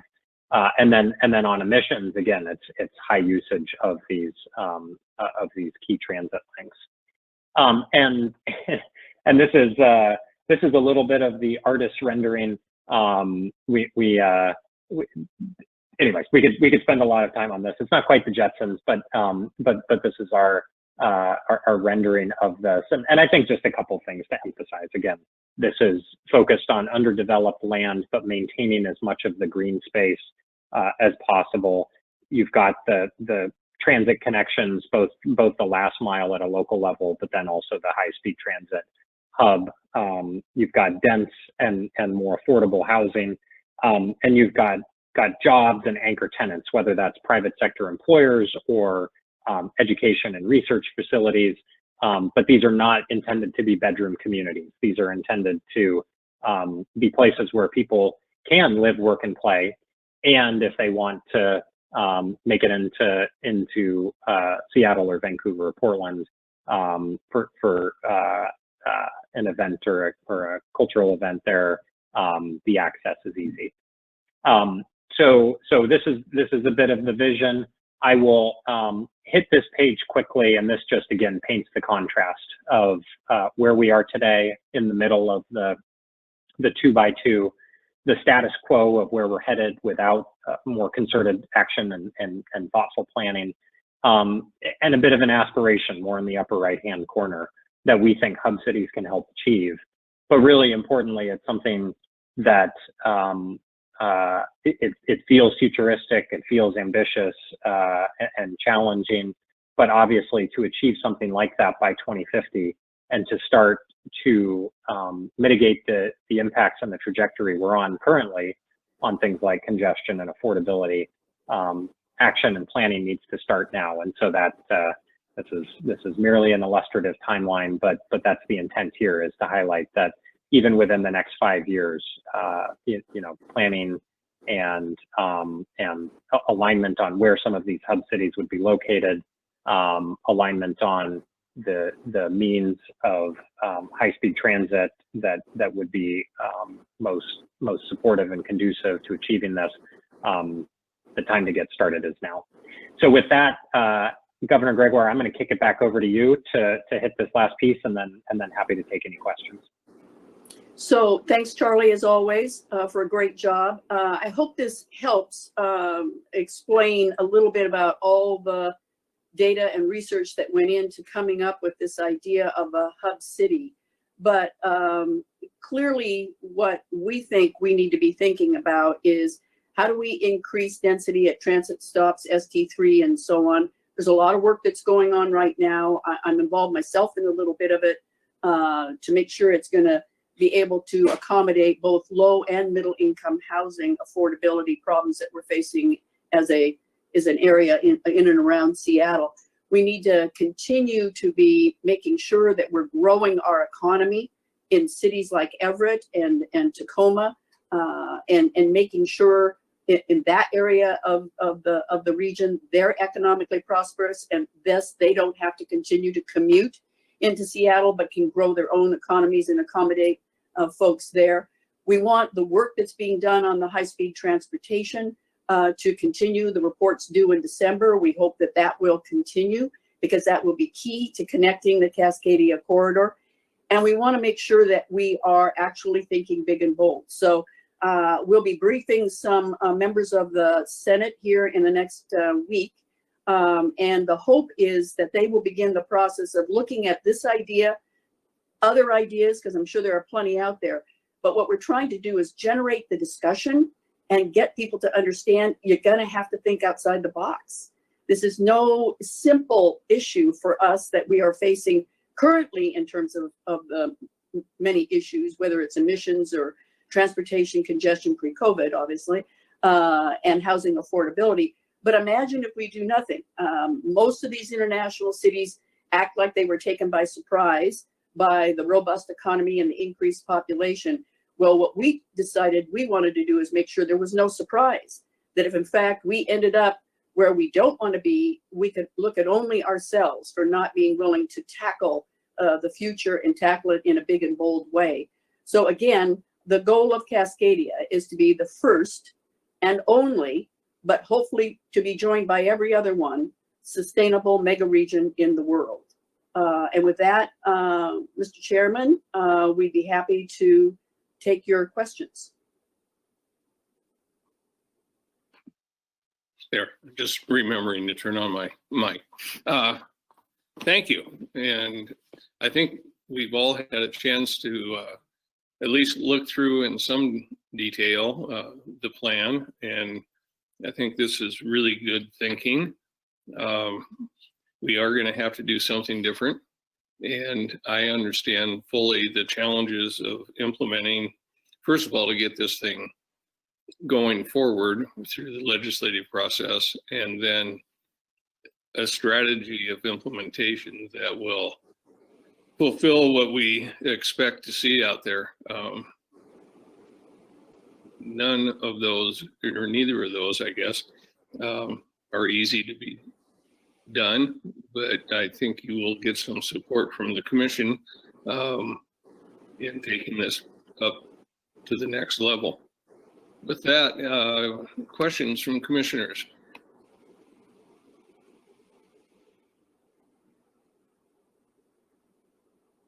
Wow. Everybody did their homework. There we go. We'll work down the screen from Rima first, and then Shiv, then Kelly, then Roger. Okay, this was great, you guys. Thank you. I think you've really distilled the report. There was lots of good stuff in that report, but this really helped us hone in. On your slide 8, where we were talking about the gap and the creation of the hub cities, and you mentioned and you've been mentioning the, high-speed rail being an underpinning of this. But when I think of high-speed rail, you think of minimal stops, right? To be high speed, it's got to get going and go. So what is your thoughts around that important mode, but also this notion of kind of that interim idea of creating these new hub cities where you have job centers, affordable housing, people living by their jobs, the commute changes to 10 minutes instead of an hour.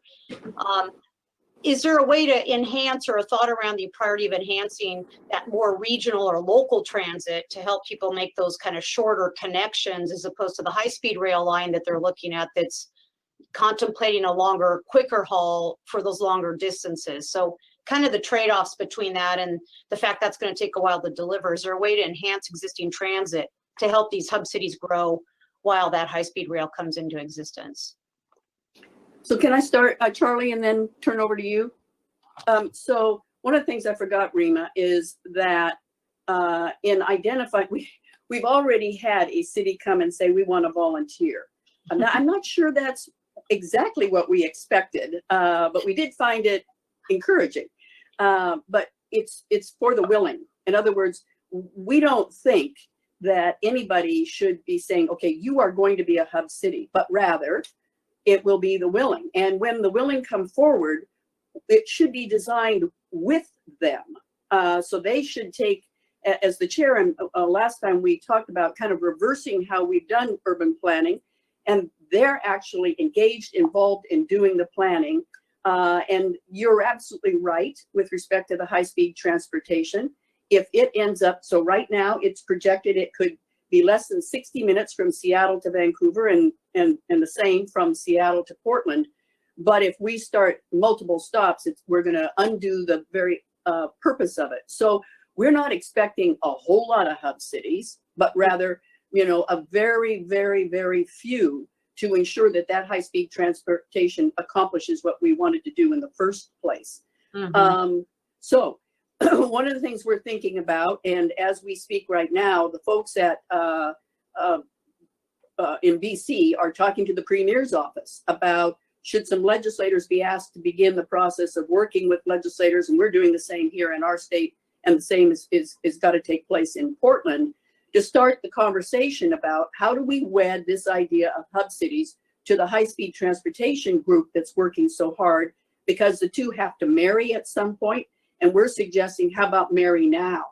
And look at, when you look at the governing structure and so on, can it be also the part of the piece that will collectively work with the communities at large and figure out, okay, where are the hub cities? How do we develop those hub cities? How do we put the transit, your point, absolutely well taken, within those hub cities so that people can actually live well outside a hub city, but have ready transportation to get them into that. And if they choose, for example, 1 day a week to commute to Vancouver or to commute to Seattle or to Portland, it's available for them to do so. So that's, I hope that's helpful. That's kind of what we've been thinking. But Charlie?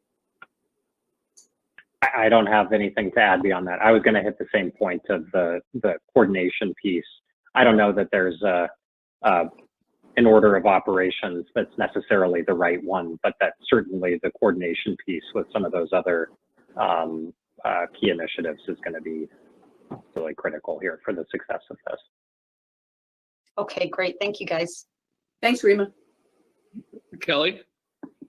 So I'm curious how you guys are incorporating into the sort of analysis and the around congestion and sort of the environmental impacts with COVID now and our teleworking tendency and this kind of reinvention of where people live and work and the internet as the next sort of mode of transportation, I guess. How has that changed at all, if at all, the work that you're doing and how you're thinking about where people, I guess, live and work and how that kind of all plays together? So I'll start, Charlie. So one of the things that Charlie's point well taken, we sat on the report, we kept editing it and revising it and so on. And then we thought, if we're actually talking about having virtual work well into the future, the report actually is more relevant than it was pre-COVID because it envisions that. So while we would say in a hub city, you have to have your own economic basis, that doesn't mean that, for example, if I work for Microsoft, I couldn't live in the hub city, work remotely, come in 1 day a week, whatever. So that's why we said, let's just get the report out now because it actually has become potentially more relevant. Having said that, we have been talking, We Challenge Seattle and BCBC, bringing in some experts to advise us and what can we expect post-COVID. Now, no one has the answer, is the clear response to that.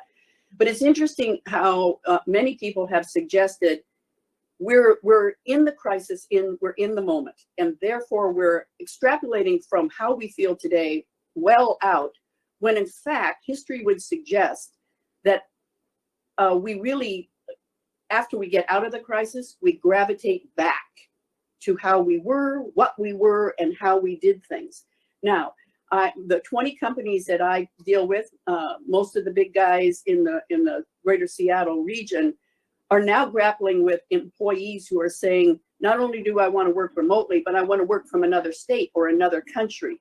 So these CEOs are really struggling with this right now because they're not convinced in a year from now or 2 years from now, that's where everybody will be, in large part because, remember now, our economy is based on really innovation, and the innovation happens by the collective working, talking together rather than by Zoom or by Teams, but rather in face-to-face settings. So unpredictable about what to expect in the future, but we do think what we have suggested here by way of a starting point for discussion fits perfectly envisioning, even if that did come true, this is how we could make it work and not make a hub city just a commuter stop, but rather a vibrant piece of the economy itself.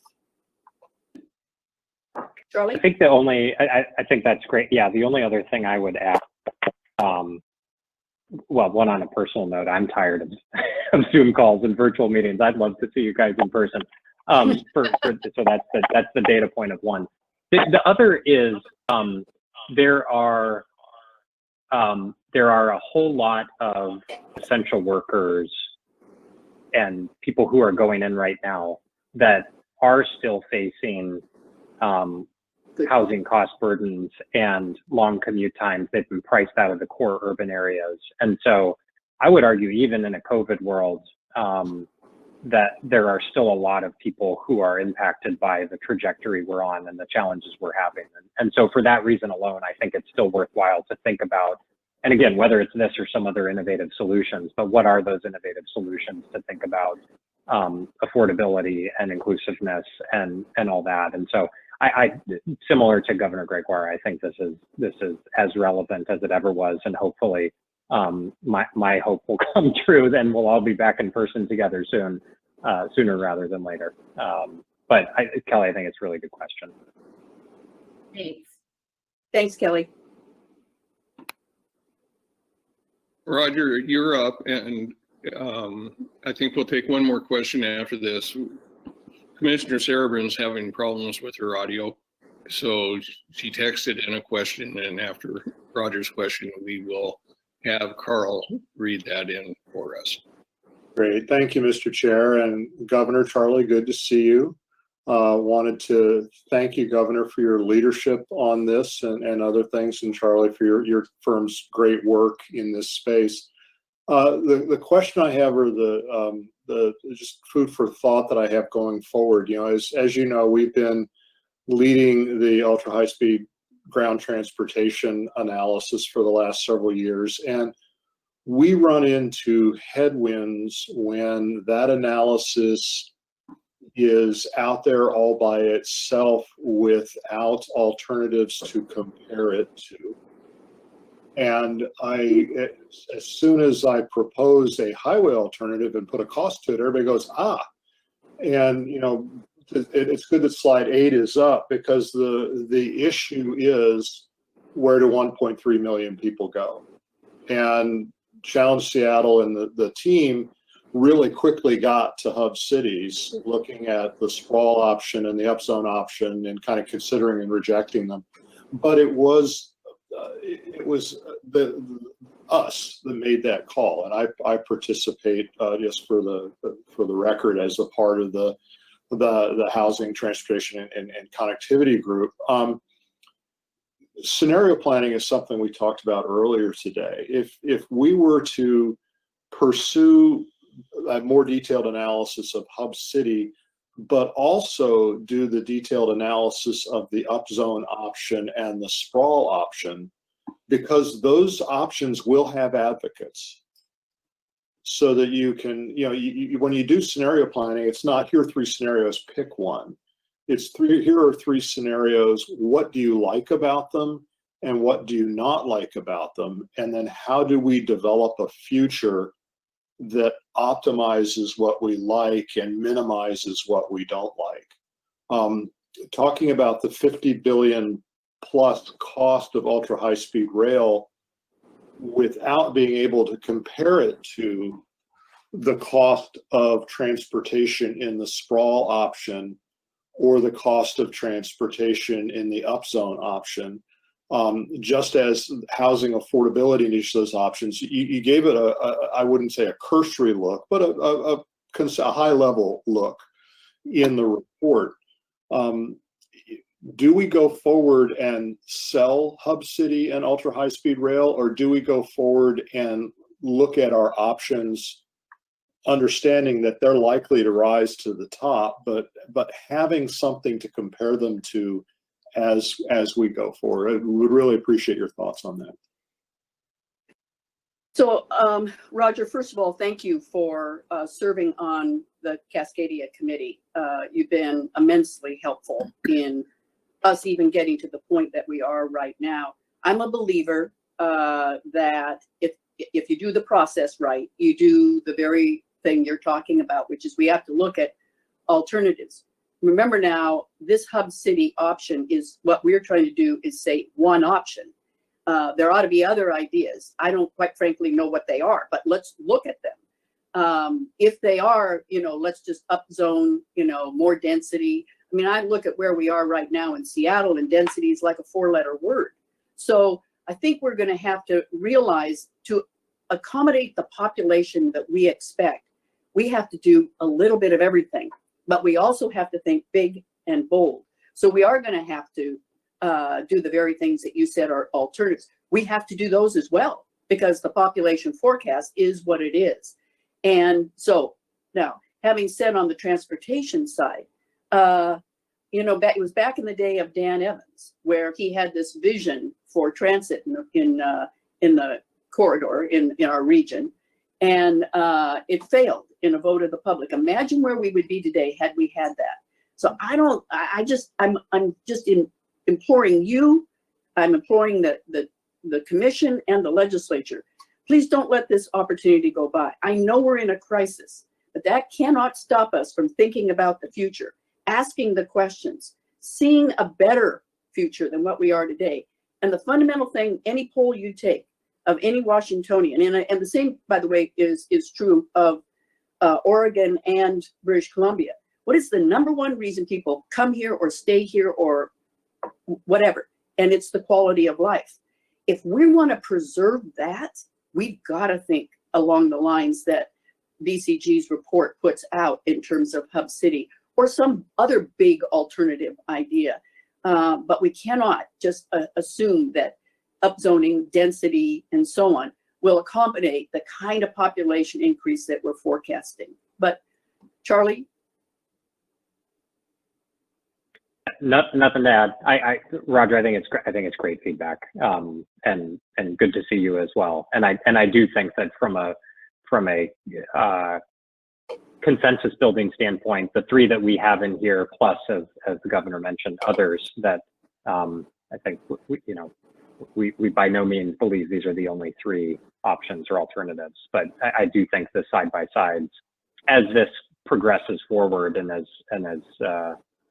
we're looking to build consensus and move to action, I think that's an important point of feedback. Yeah. And I absolutely agree with the governor. We have to be aggressive about this, or we're going to lose the opportunity. But as we do it, I think if we look at the multiple options, we can pick the best from each and take the best advantage of them. I absolutely think hub cities are going to happen, but somebody's going to be against that and say, oh, you're just trying to protect your single family home on Queen Anne Hill. That's why you want to take Skagit County and make it a city. And no, that's not what we're about. But what happens if, is the stuff that we need to be talking about as a community. I'm with you 100%, Roger. Part of this is we're all educating each other. We've got a whole lot of people to educate and to have them open up their eyes to a future they don't want to lead to their grandkids without thinking along this line. Yeah, and if you don't do the work with them, they're going to assume you're doing it to them. So let's let all of us do it together. Thanks. Yep. Yeah, thanks, Thank Roger. Carl, would you like to read in Hester's question now? Sure. Thank you, Chair Litt. Commissioner Thurber had two questions. She had some audio problems, so asked us to read them in to present them to you. One, given the sorry, I'm just making sure I track right to it and don't miss it. I had it for me. Sorry. So in terms of the greenfield land, Commissioner Thurber's curious about the affordability of buying the greenfield land. Isn't it outweighed by new infrastructure needed to provide services to those new hub cities around on greenfield land. And then following up on that, also is curious about what stakeholders and demographics they have engaged with to inform this vision, in particular around the hub cities, but maybe potentially with the alternatives as well. Gov, do you want me to take the first one and you can take the second? Yep, go ahead, Charlie. Great. So on the greenfield affordability, I think it's a really good question. And the cost of infrastructure, obviously connecting the hub cities and building them up, it would obviously be quite substantial. I think and it sort of goes back to Roger's point that he just made. If you line up the annual cost to commuters, just the cost of commuters in the region from congestion on highways on an annual basis, you're rapidly getting into the multiple billions of dollars from an economic loss standpoint. And so it's not the same necessarily, like for like comparison, but I think when you start to build up the sort of, I'll call it the total cost of ownership or total cost of operations of status quo, and allowing that to continue on a trajectory for the next, not just 30 years, but indefinitely, compared to the obviously substantial investment costs, but then the benefits that accrue to the region from an affordability standpoint, from a reduced congestion standpoint, from a impact due to emissions, local emissions standpoint on things like health. I don't have the numbers in front of me to prove it, but I suspect it would be a pretty clear cost benefit win for the hub city approach. But very much aligned with Roger's comment, and then that one building on it, that's probably a worthwhile exercise if we start to think about comparing alternatives and costing some of these things out from those various perspectives. Thank you, Charlie. Good job. I want to make sure I got the second question right. It has to do with have we and how have we engaged with stakeholders? Is that correct? That's correct, Governor. Yeah. That's correct. So let me put this in a little bit of context for you. We at Challenge Seattle have been working for considerable time now, a couple of years, on the fact that we have a lack of affordable housing. And we have engaged public, nonprofit, community, and so on. So we feel quite frankly, pretty steeped in the concerns there and the limitations on solving it, to be perfectly blunt, which has been a rude awakening. With respect to transportation, Roger would share with you, we've created what's called the Mobility Innovation Center at the University of Washington. We've worked with you, as a matter of fact, on the vehicle miles traveled study, and so on. So we have a good sense of what we can do, what we should do, and so on, which resulted now several years ago in the recommendation we have some sort of high-speed transportation available to us. One of the other committees that we have in the mega region is the Sustainable Committee. A subcommittee of that, which I think is important for purposes of this discussion, is sustainable agriculture. We want to be very mindful, for example, between Snohomish County to the border. That's a lot of agriculture. And we're not even remotely suggesting displace that, but rather embrace that, because that's the culture. That's who we are in that area of the state. So we have not said, okay, how many stakeholders do we embrace with respect to hub city idea? But rather, what we wanted to do was put a big idea out, generate some conversation, and I'm so appreciative of you, Mr. Chair, and Rima and the rest of the commissioners to begin this debate. That's exactly what we had hoped for. And then the process of engaging the stakeholders is the next step. And whether that means that we land, as Roger put it, we land on hub cities as an idea and the high-speed transportation, or some alternative that we haven't anticipated, as well as taking advantage of the how do we increase the economic prosperity of places like Tacoma and Everett? How do we increase density? How do we do all of those things? So your point, absolutely well taken in the question. What is the stakeholder process going forward? That's why now we're trying to engage the respective legislative bodies to say that is the next step.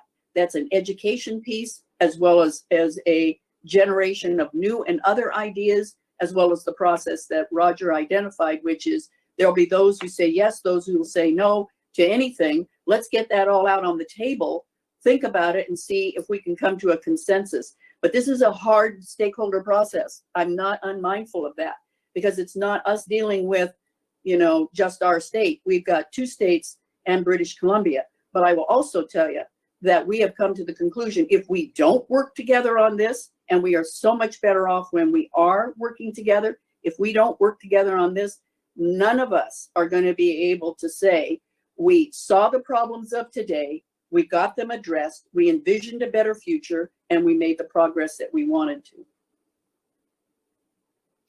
Great, thank you.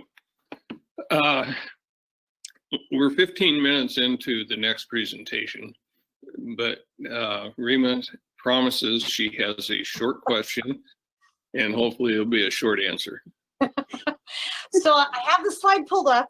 I just had a quick question around your, you know, understanding this is just a suggestive, you know, a vision here, but there's quite a gap between Tacoma and Vancouver, and is getting to the point around this notion of creating this mega region. We've heard from many legislators in those areas that they would love to see more business and growth come to their areas for that economic prosperity that is now typically small and rural towns. Is there a reason why you're thinking of that gap, or would it be possible to think about taking these less populated areas south of Tacoma even, and, you know, creating another hub or 2 cities there, so that kind of we spread the wealth and the growth? I think creating a little more support potentially from even those legislators that might see the opportunity for their districts and their areas to grow and prosper under this model as well. Charlie, I'll let you go and be short, according to the chair. Okay. Okay, I can be short here. We should have drawn bigger circles that overlapped each other slightly. This is not in any way, shape, or form intended to be a proposal of any sorts. So Rima, very open to any geographic diversity here. But importantly, I think to the prior conversation, that aligns with some of the planning around high-speed transit. Gotcha. Okay. Thank you. Thank you very much. It's a great discussion and good presentation, and look forward to working with you along the way. Thank you. Appreciate it, Jerry, Rima, Thank you, Commissioner. all members of the commission. Thank you, Charlie. Great. Hey, Carol. Now we're going to hear from Sawyer Hall, Loom, and Kevin Bopp with Bedrock Detroit, who will provide us with a new perspective on commute and alternatives to consider. Thank you. See, you're up, Sawyer, so I'm here. Go forward. Sorry, we're dove into. That's quite all right. It was time very well spent. Can everyone hear me okay? I can. Yes, wonderful. Okay. Well, thank you all for having me here today, and thank you especially for having this important forum and this conversation. I have been multitasking, so to speak, for the last couple of hours, and right there with you. This is probably one of the most fascinating, challenging, complicated, exciting multi-stakeholder problems, systems problems that we're facing of our times right now. And it requires forums like this, just as was covered in the last session, to have stakeholder check-in, stakeholder conversations. So Rima, a special thank you to you and team for continuing to just keep tabs on and keeping us connected to this conversation. Let me do just a quick introduction of myself. You may see something familiar in the name Loom and me. I was in this seat 2 years ago. Wish I was physically present today as well, under very similar circumstances. I'm the CEO of Loom, and we'll get into Loom's history in just a moment. I'm also on the board of the Association for Commuter Transportation, which Secretary Millar was a keynote speaker at a regional session about a year ago as well. So to that end, what we're about to talk about also no doubt mirrors a lot of what you already think about, what you already do, the trajectory you're on. And what I'm hoping to be able to do today is to take you through a perspective of employers that we work with. They are a microcosm of some of the big macro issues that we're facing, and they're actually taking practical approaches and practical solutions today to some of the problems that we're facing. So there's a lot that we can learn from them. There's also a lot of reinforcement as we think about solutions. There's something that's come to mind around time horizon, that we want to think about, and this could be a practical way to think about the more now near types of ways we could support the entire initiative forward, relative to, as compared to what we just heard, which is a very, got to start thinking about it, but long-term implication. This region, I will say one more thing here is that probably needless to say, but I will both express appreciation and also reinforcement that this region has a reputation in the networks that I'm connected with at the employer commute, the employer transportation, the Association for Commuter Transportation circles, as being a leader, as being the leader around new mobility topics. And that comes both with what you just heard with Challenge Seattle, with the work at the state, with the work at the regional city levels, with the work that employers you're about to hear about are doing, and with companies like Loom.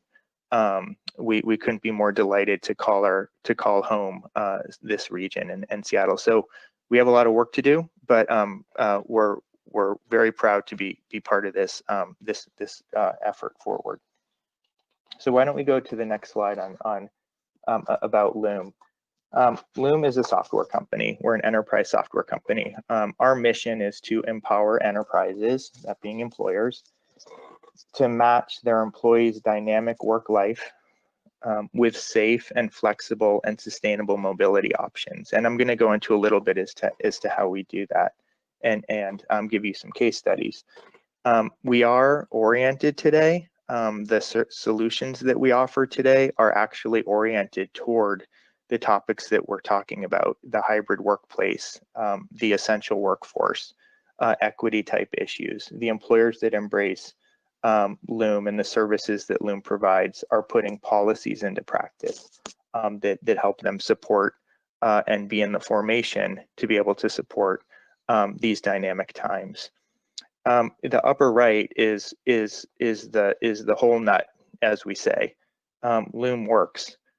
Pre-COVID, a very popular reason for calling on our service was because they had a giant parking constraint problem, and they needed to solve that. They needed to help their employees, help improve the employee experience, reduce the notion of congestion, optimize their assets that they oversaw as employer.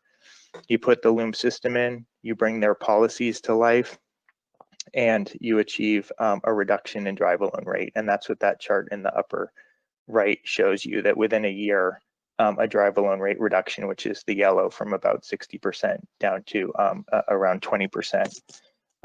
We have another webinar next week, little advertisement with Expedia. It's open to everyone, where they're going to share, their story and a similar outcomes.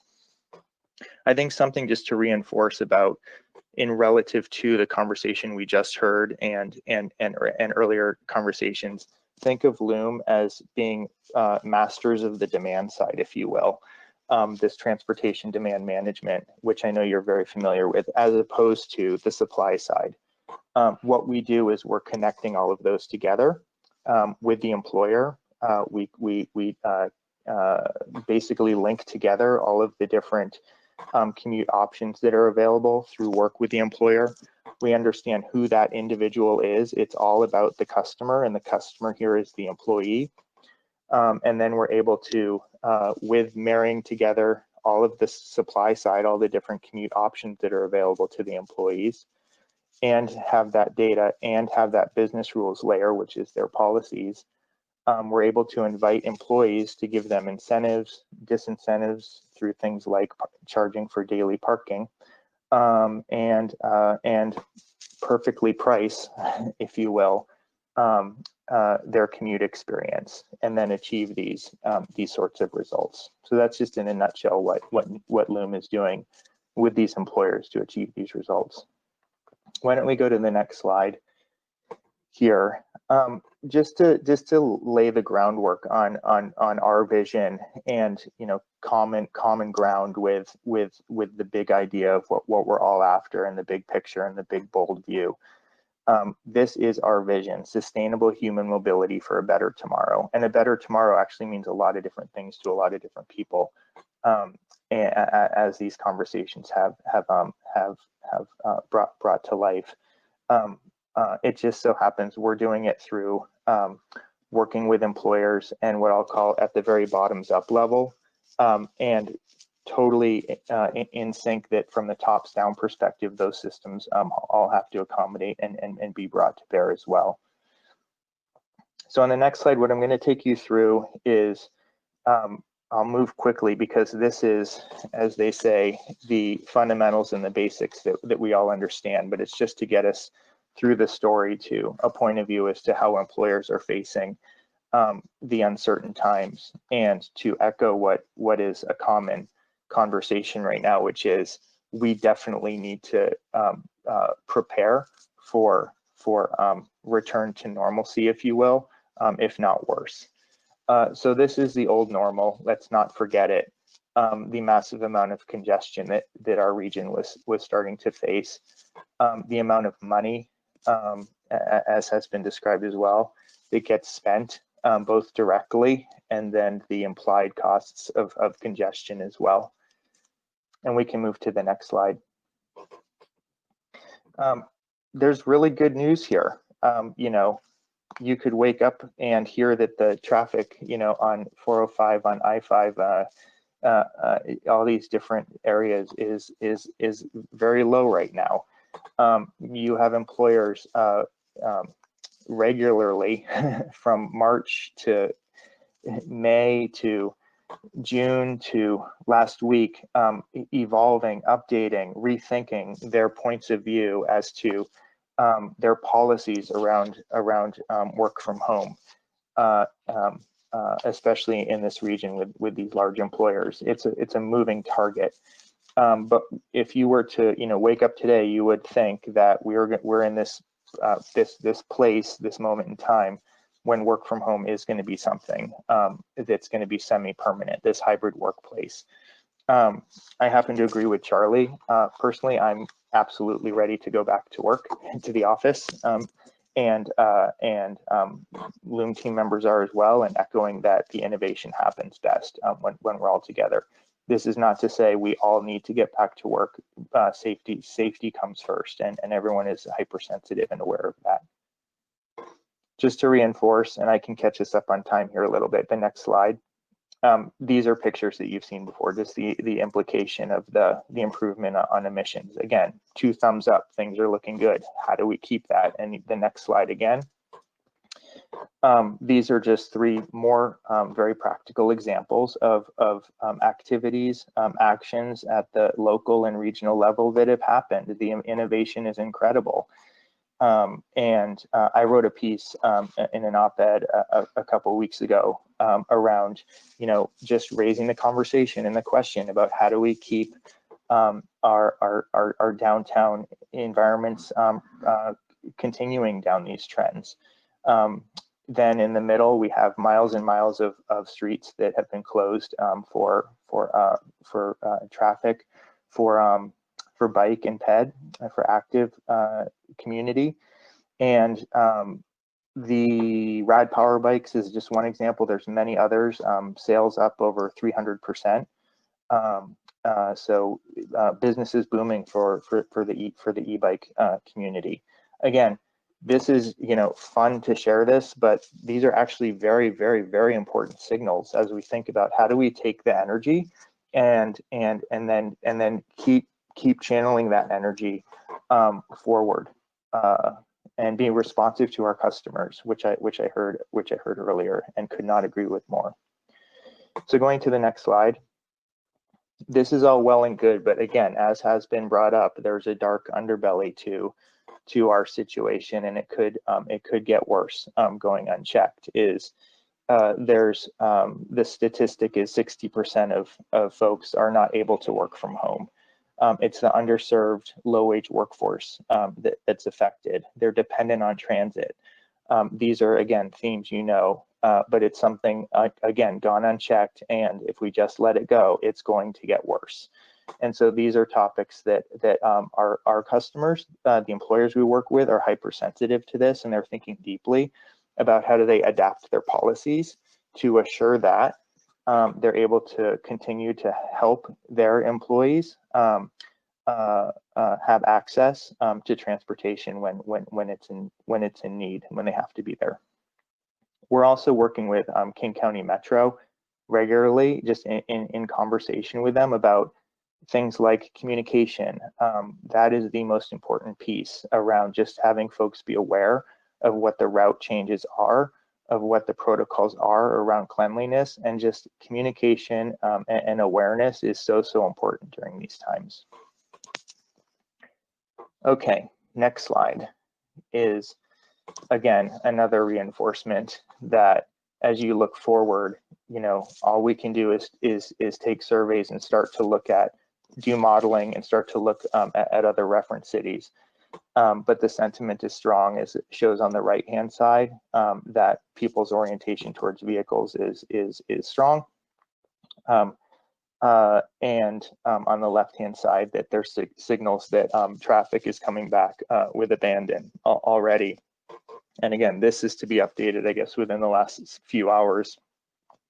Mass transit just projected, I think, slow return until 2023. I mean, that's literally hours old.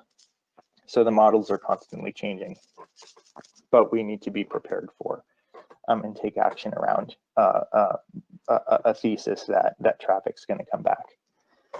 So now for the fun stuff. If we get into the next slide. This is what we all aspire to from our perspective, and again, reinforcing what a lot of the messages with this conversation that's been happening with the commission. Low cost transit, emissions cut, congestion relief, equity, livable communities, sustainable revenue models, and again, thank goodness for the small victory that took place last week. We'll continue to take those. So the next slide, I think we can jump to ahead here, right? So as I reinforced in the beginning, what we're here to really reinforce is there's a silver lining, or there's a reason to be very positive. There are employers today who are working, who are oriented in a very positive way. They are a microcosm of a lot of the macro mobility questions and strategies that are being talked through.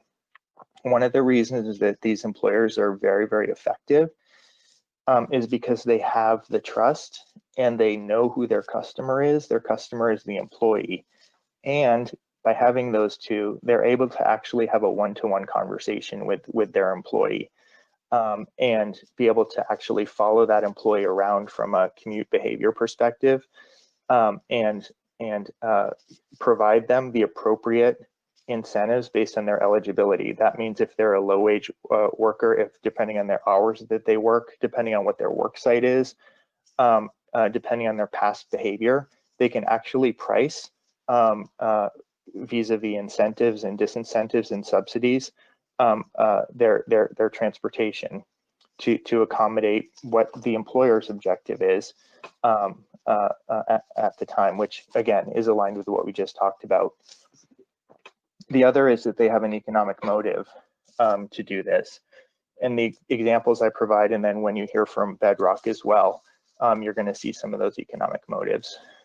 The other piece I'll mention is that they go so far with their employees as to help their employees realize that they don't need to purchase that second car. I mean, it is that effective.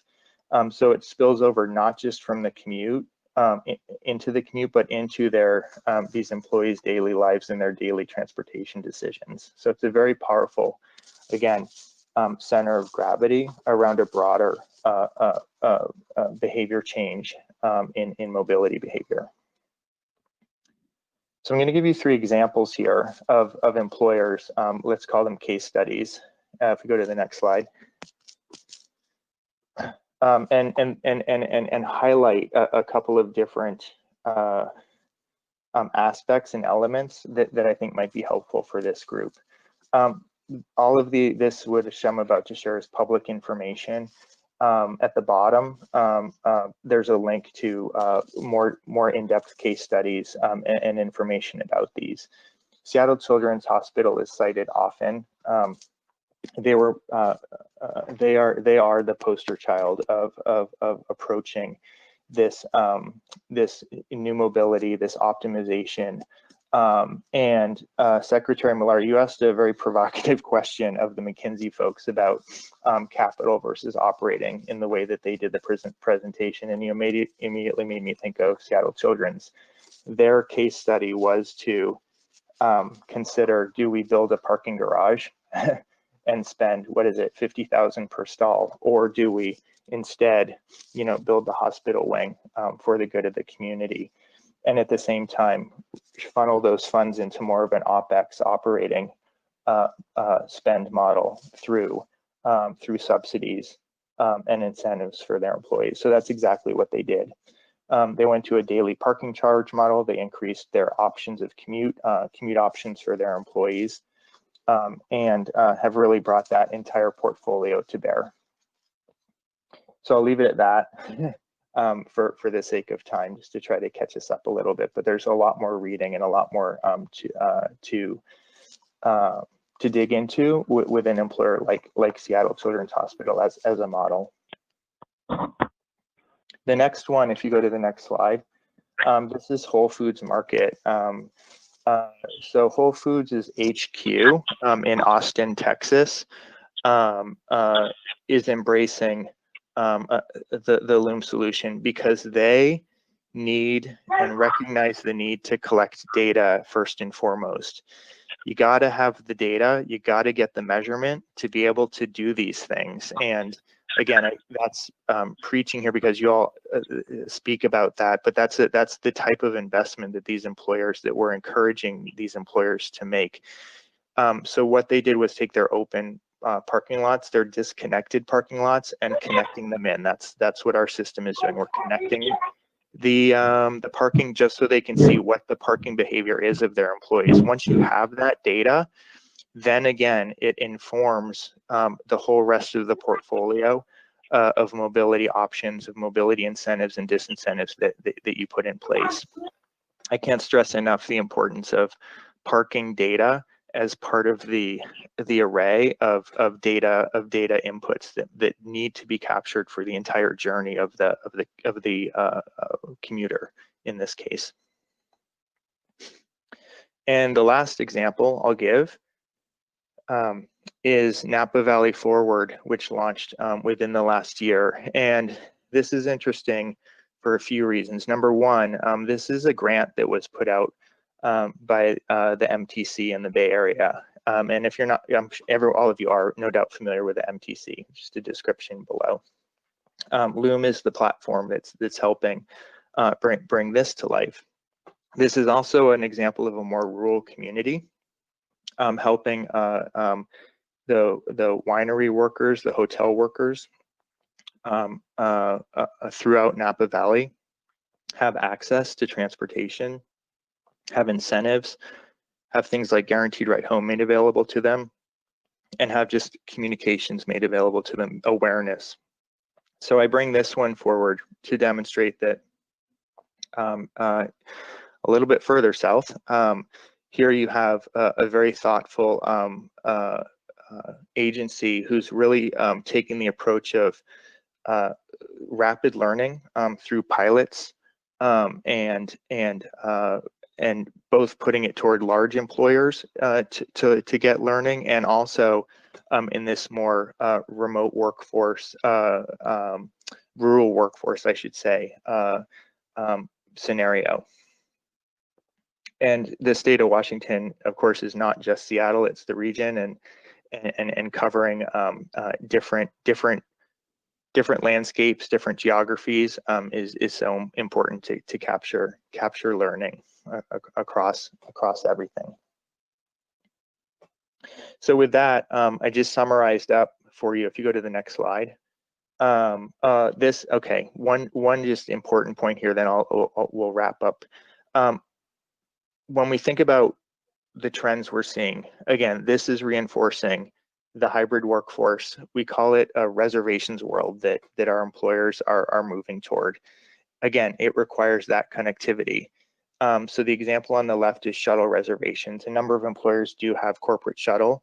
They can gate the number of seats that are made available, and contact tracing is incredibly important. And so we're able to provide the tools to help the employee make that reservation and have that safe, organized way to get to and from work. And then to the right, similarly, we have a daily parking reservations example here.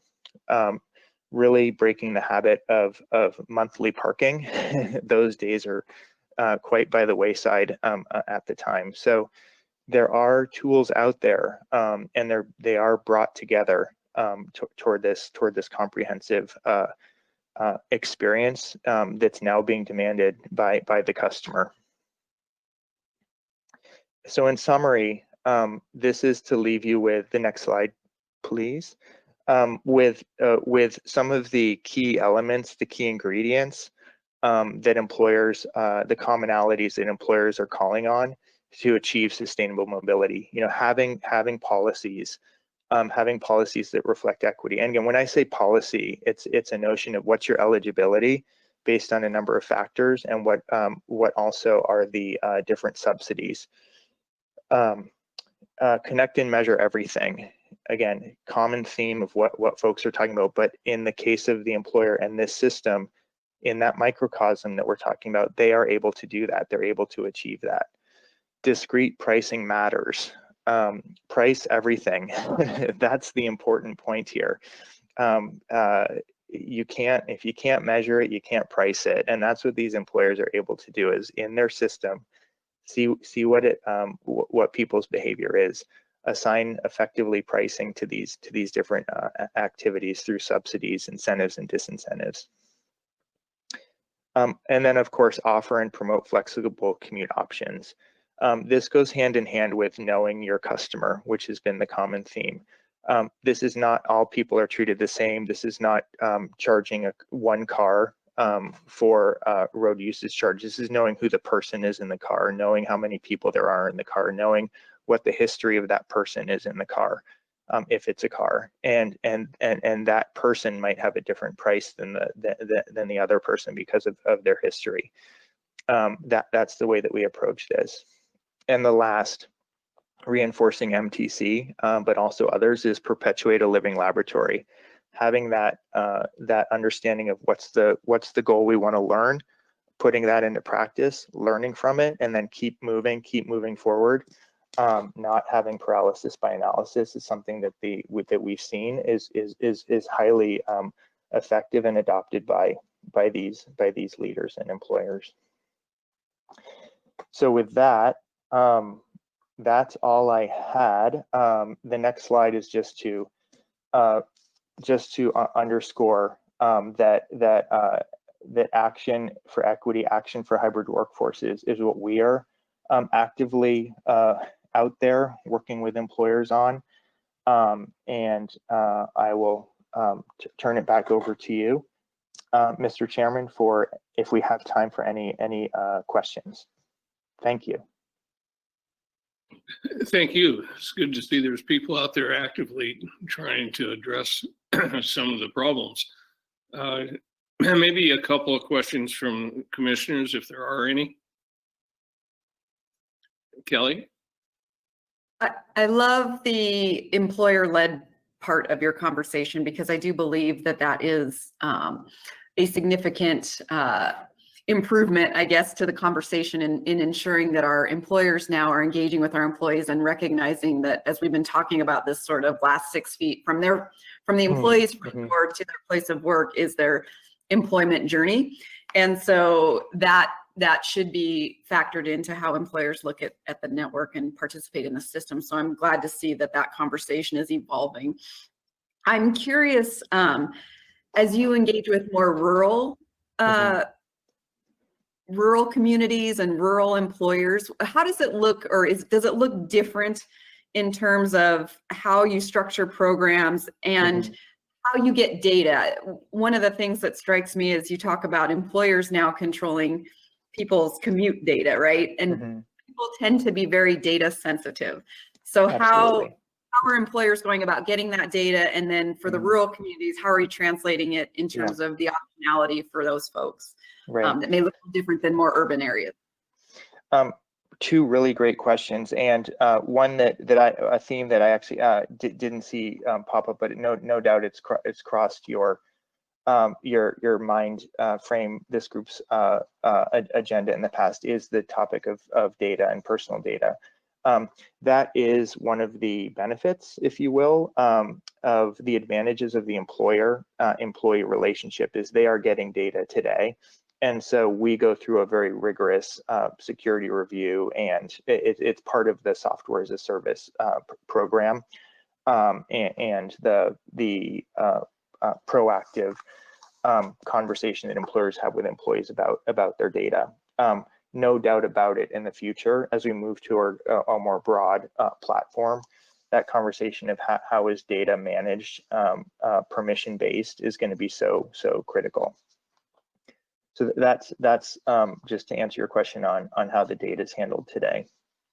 The more connected the systems are, the easier it is for the data to be captured as well. When you move to more rural communities and where you have open parking lots, you're exactly right. It's harder to get the data. There's different methods that are applied. There's incentives that can be applied to encourage folks to proactively record and report their data. In terms of the types of solutions that are brought to bear, yeah, the conversation changed, but it always starts with us, as we've heard in the past, like, what's the problem? What are we solving for here?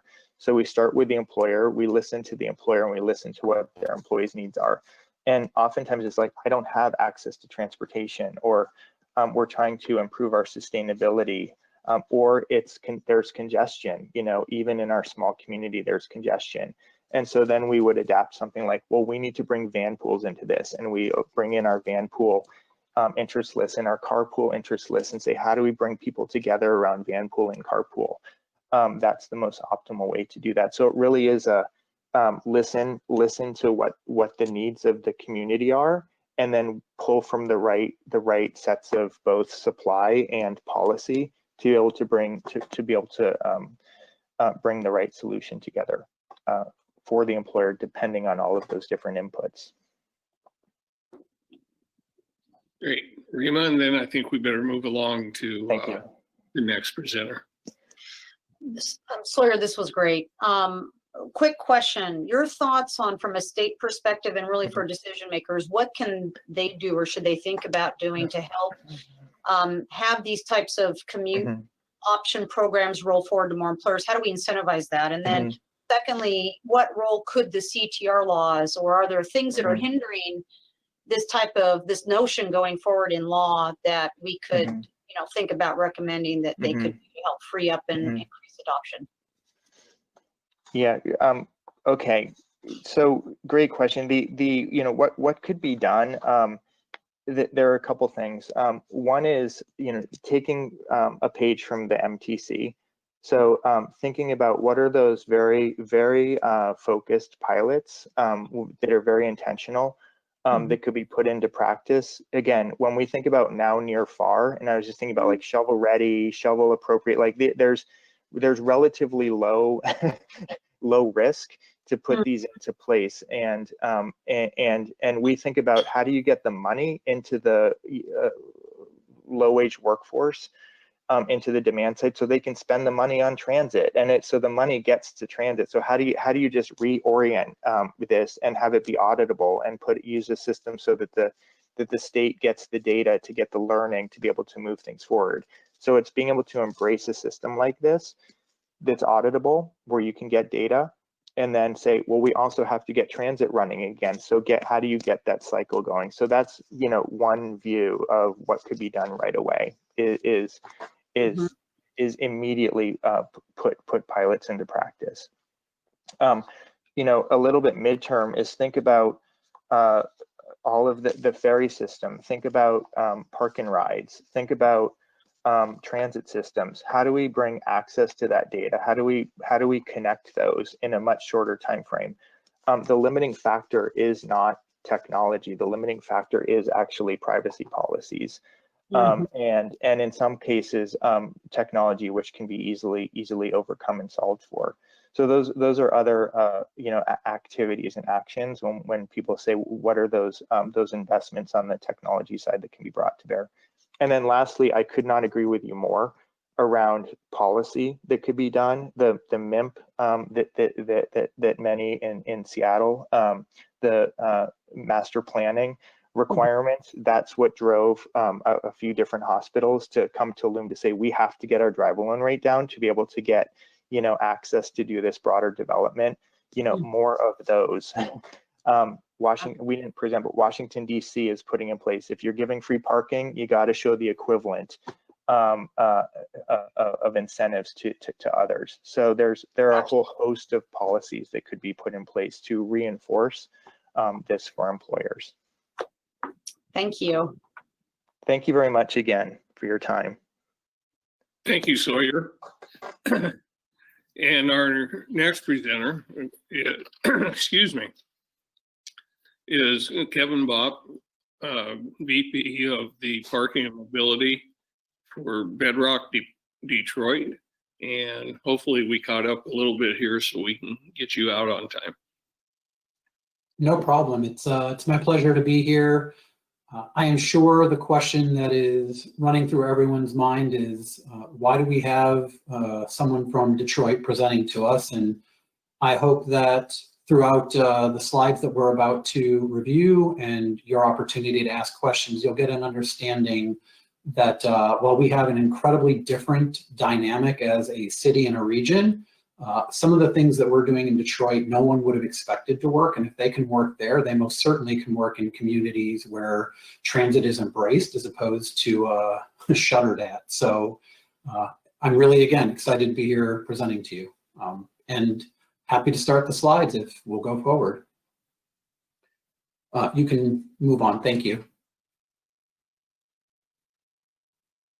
So just a couple moments on who Bedrock is, and I'll take a moment also to share a few acronyms that will appear throughout the presentation.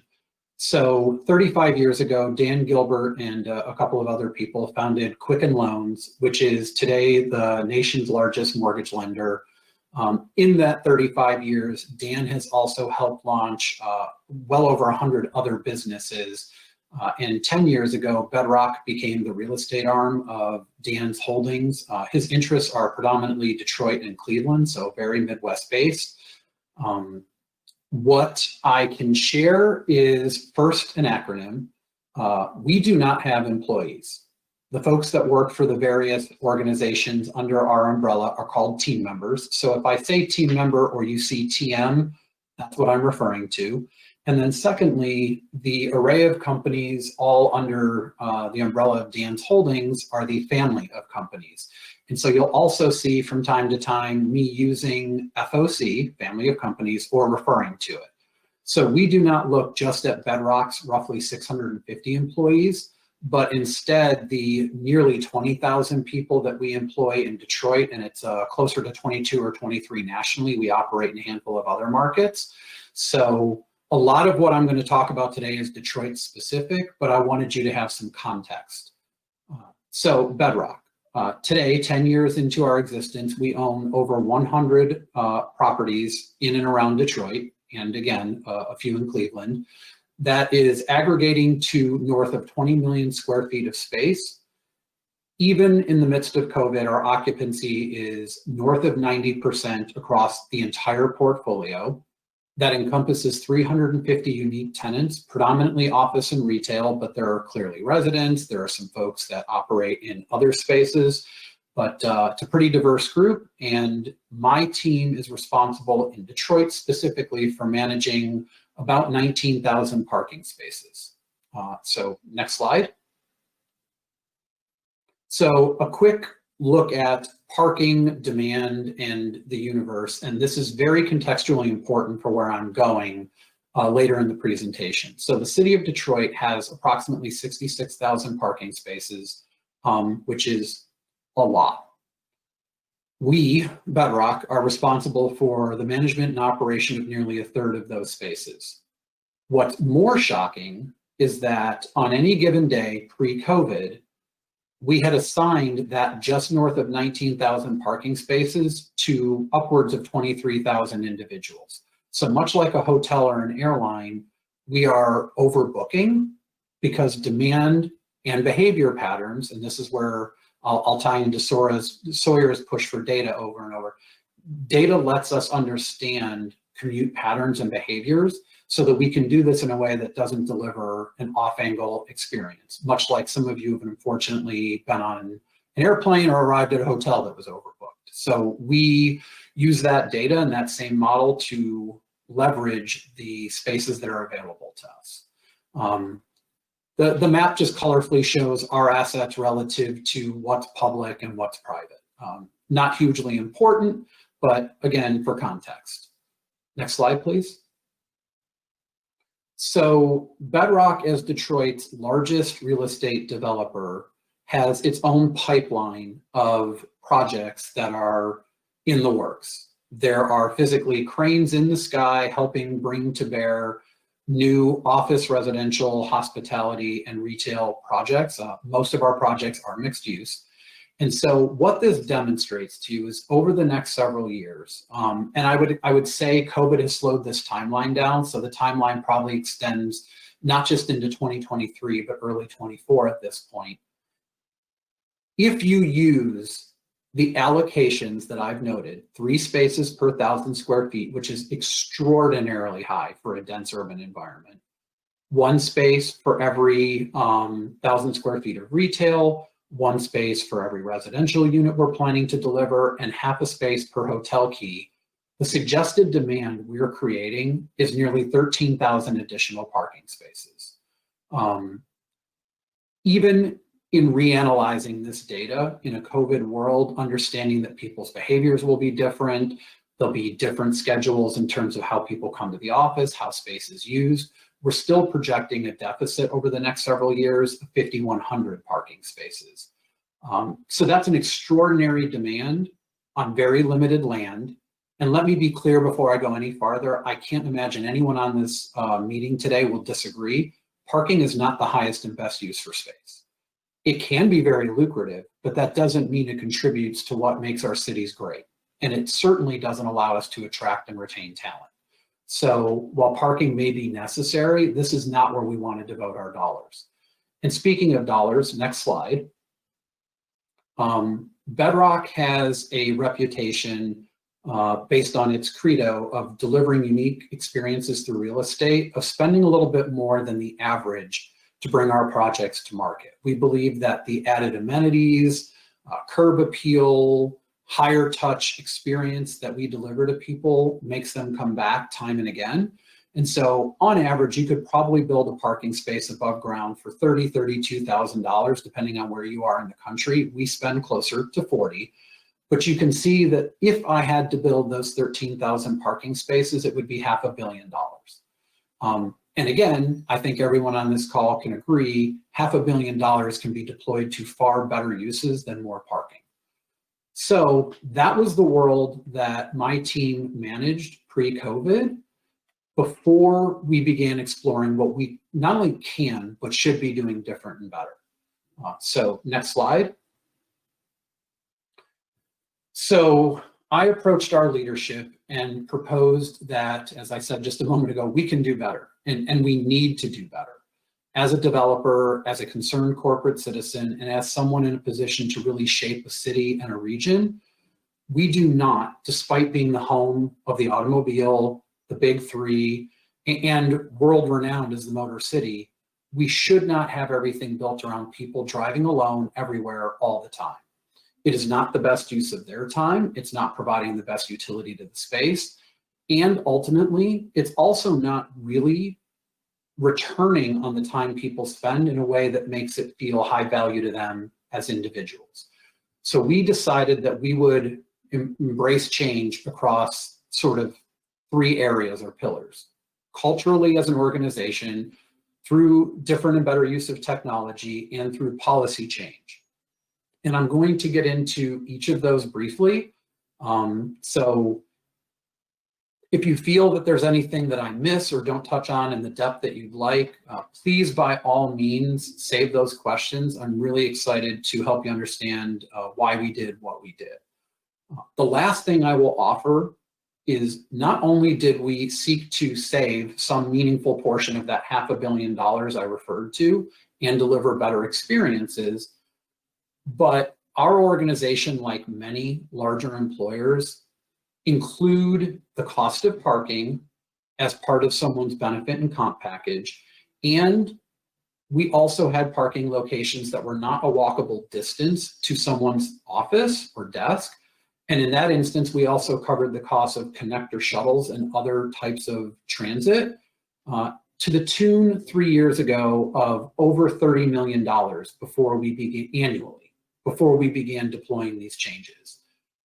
And so that $30 million is something that gave me a lot of latitude to begin exploring how can we redeploy that capital to better use for everyone.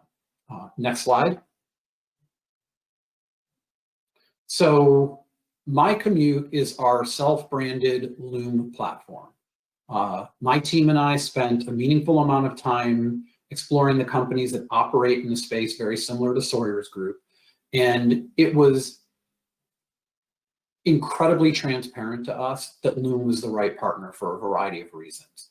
Chief among those was the fact that they let you customize the programs and your approach to how you're going to manage behavior change, as well as aggregating data from multiple resources, and data is king.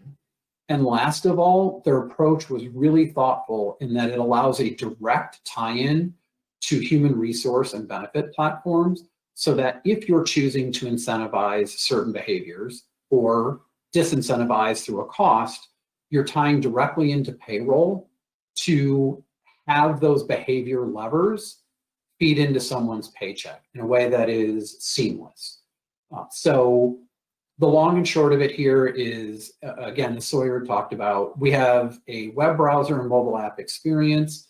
In our case, unlike some of the other companies that partner with Loom, we culturally are a big fan of carrots, don't much trust sticks. And so we do not use a blended approach today. So there are only incentives to shift behavior in transit modes, not sticks at this point. But that is something that we are considering for the future. And I can tell you it is certainly a very effective way of going about it. My Commute has become our central location for our team members to get all of the information they need about their daily commute. It's also a place for us to run contests, advertise new programs, directly tie into various transit authorities. It really becomes an incredible resource for people managing their daily commute and park, should that be how they've chosen to commute. And then last of all, again, as I mentioned, it does tie directly to other apps for clean, seamless data integration. So next slide, please. So on the culture change front, For everyone's contextual awareness, our partnership with Loom began December of 2018. To my knowledge, and Sawyer can correct me later, we were the first non-West Coast company to partner with Loom, and the first and potentially to this day only real estate developer. For us, the vision wasn't just our 18,000 Detroit-based team members, but also an opportunity to begin looking at how we can drive change across our entire tenant portfolio and set an example for others in the region. So starting in January, when we began really looking at data, sort of stabilizing for a month, about 17% of our team members commuted by not driving alone. So we have defined for our use AMT as alternate mode of transportation or transit. And for our world, 83% of people on any given day were driving alone and parking. And then if you take a look, as we approach the beginning of this year, that had risen to over 21.5%. And that doesn't sound like a lot, but when you're taking 5% of 18,000 people, and that's just one company, it's an awful lot. And that's a daily average. We're also really pleased that over 60% of our internal audience voluntarily is onboarded. That is notably lower than organizations that make this, I'll say, obligatory, or you're voluntold to participate. So for us, we're really proud of the impact that we've driven in a short amount of time, particularly given that we do not have light rail, diverse bus systems, ferries, and other connected transit. Detroit is among the most transit light cities in the world for its size. So what we've done in a community where we're swimming upstream in a way that you there in Washington likely are not. Next slide. So some of these data points you can read for yourself, but fundamentally, what I want to stress is that we managed to achieve these things, and I'll talk about a few of the numbers, largely through education and broadened awareness. We did offer daily cash incentives for people to behave differently, literally offering people money to not drive alone and park. And if you ask why, the answer is multi-layered. Number one, I just got done telling you that I had way more demand for parking than I had available supply. So I could repurpose those spaces to other users. It would allow me over time to buy or build fewer parking structures, which is an incredible savings in return. All of the data globally tells you that commuting is among one of the highest stressors in people's lives, particularly when they're driving. It is also an incredible, unfortunate point of departure for individuals from organizations. In ours, it happens to be the number 2 reason that an individual does not stay or chooses not to accept a position. So these are really, really impactful things that we're creating change for. And like I said, all of those parking spaces can then be repurposed to other users, or we're saving future space to turn into something that is much more desirable and impactful to the community. So hopefully you're okay with me not reading each of these points, but you can see that there's a ton of impact that we've driven in a very short amount of time. Next slide. So from the technology front, not only is Loom an incredible tool, but we've begun partnering with other companies. And I'm using Scoop as an analog for some of the other technology platforms that we've explored.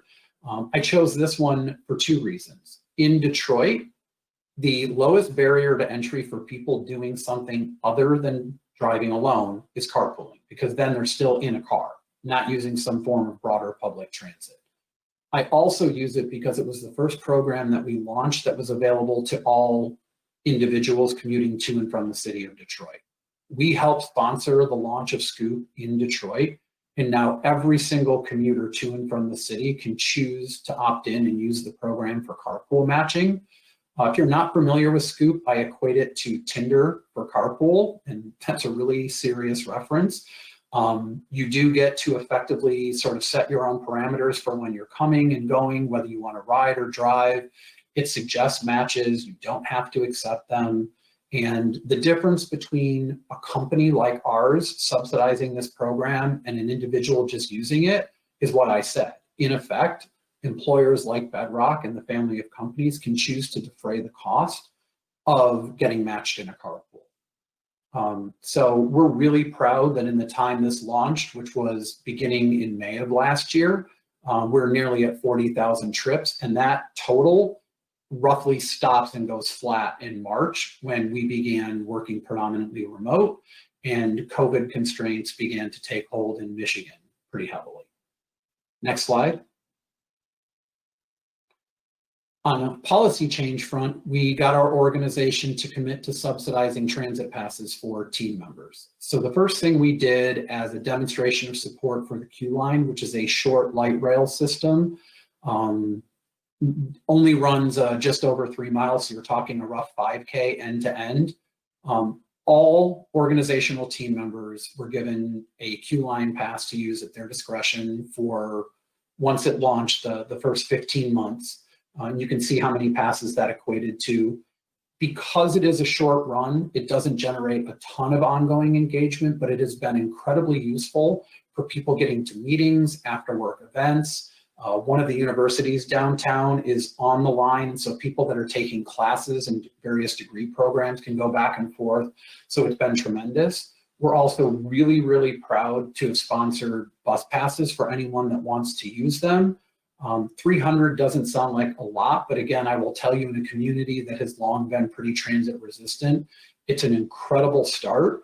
And what we have found is that bus ridership has actually been the stickiest mode of transit among our audience. People who said they would never ride a bus and have done it at least once, almost across the board have gone back and done it again. So we're generating tens, if not hundreds of thousands of dollars in fare box revenue for these agencies. And our next step is really trying to get to a point where we're not buying passes, but we're actually paying per ride so that we get better, faster, more integrated data on engagement. Next slide. So I'm going to conclude with a few things. Everything I've talked about is sort of where we started and where we were going prior to COVID. So in case any of you haven't heard this, and I share this because it shows how committed we are to affecting change in our community long term. When COVID hit, we were the first organization nationally, to our knowledge, to announce that we were giving all of our small businesses, predominantly the restaurants and retailers, 3 months of complete and total rent relief. It is forgiven. It is never being asked for payback. And that was before we really understood the depth and breadth of what COVID was going to be. And so phase 2 of that program took place in May, even before the first one had ended, because we could see what COVID was doing and that it would unfortunately be here longer than expected.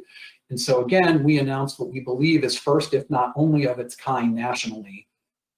All of these small businesses only have to issue an end of month statement on their gross sales, and we are charging 7% as the total sum they are paying for rent and other expenses. We are also allowing these small businesses and retailers to use security deposits that may be held to pay for purchases of things like PPE, plexiglass dividers, and other costs that are really hitting them hard in an effort to stay open. And then, although I've talked very heavily about incentivizing people commuting differently, we do understand that there's going to be some hesitancy to traveling in close quarters with others. And so in an effort to make it easier for these small businesses to stay open, we've also discounted parking for their staff and team members so that it is very easy for them to recruit and retain their own talent. The city needs these businesses, not just ours, but all cities, nationally and globally. A vibrant city creates a vibrant community, and without these businesses, we really have nothing. And so, last slide, please. For us, our planning post-pandemic refers to how we view our role as developer, landlord, and concerned citizen. You know, we ask ourselves, what is the role we can and should be playing to help cities reopen and create positive impact coming out of this? And I think you're seeing some of it in the slides that I've shown, but the answers go deeper. With so few cars on the road relative to once upon a time, can we start repurposing space to higher and better public use? Can we invest dollars in transit programs, connectors, bike lanes, and things that will allow people forevermore to engage with their environment in a way that is better and healthier, not just for them, but for the city? We also spend time asking ourselves how changes in the work environment and office dynamics will impact commutes. And so for us, we are pretty confident that there are many employers who are going to stagger arrival and departure times to minimize building, elevator, restroom, cafeteria loads. It's going to change how traffic ebbs and flows, what parking demand looks like. And so the more we can do to help contribute to our tenants, other employers understanding what their needs are through platforms like Loom and others, the better our environment's going to be. We would always rather have dollars, time, and energy be invested in making the community better, not in how people get to work, especially if it's driving alone and parking. We believe, and we put our money where our mouth is, and all of our programs demonstrate this, that for an employer to remain competitive, particularly when you're going to begin competing on a more national and global level as organizations support working from almost anywhere, you're going to have to be really creative in how you address these challenges and opportunities. And then I guess I'll just end with something that echoes what Sawyer had been talking about. Really well deployed data can inform programs that shape positive change. You can make data say whatever you want, but if you're paying attention to people's behaviors and giving them nudges in directions that are favorable to your community, it's amazing what you can do. So with that, I'll say thank you and open the floor to questions. Thank you, Kevin. Do we have any My questions, pleasure. commissioners?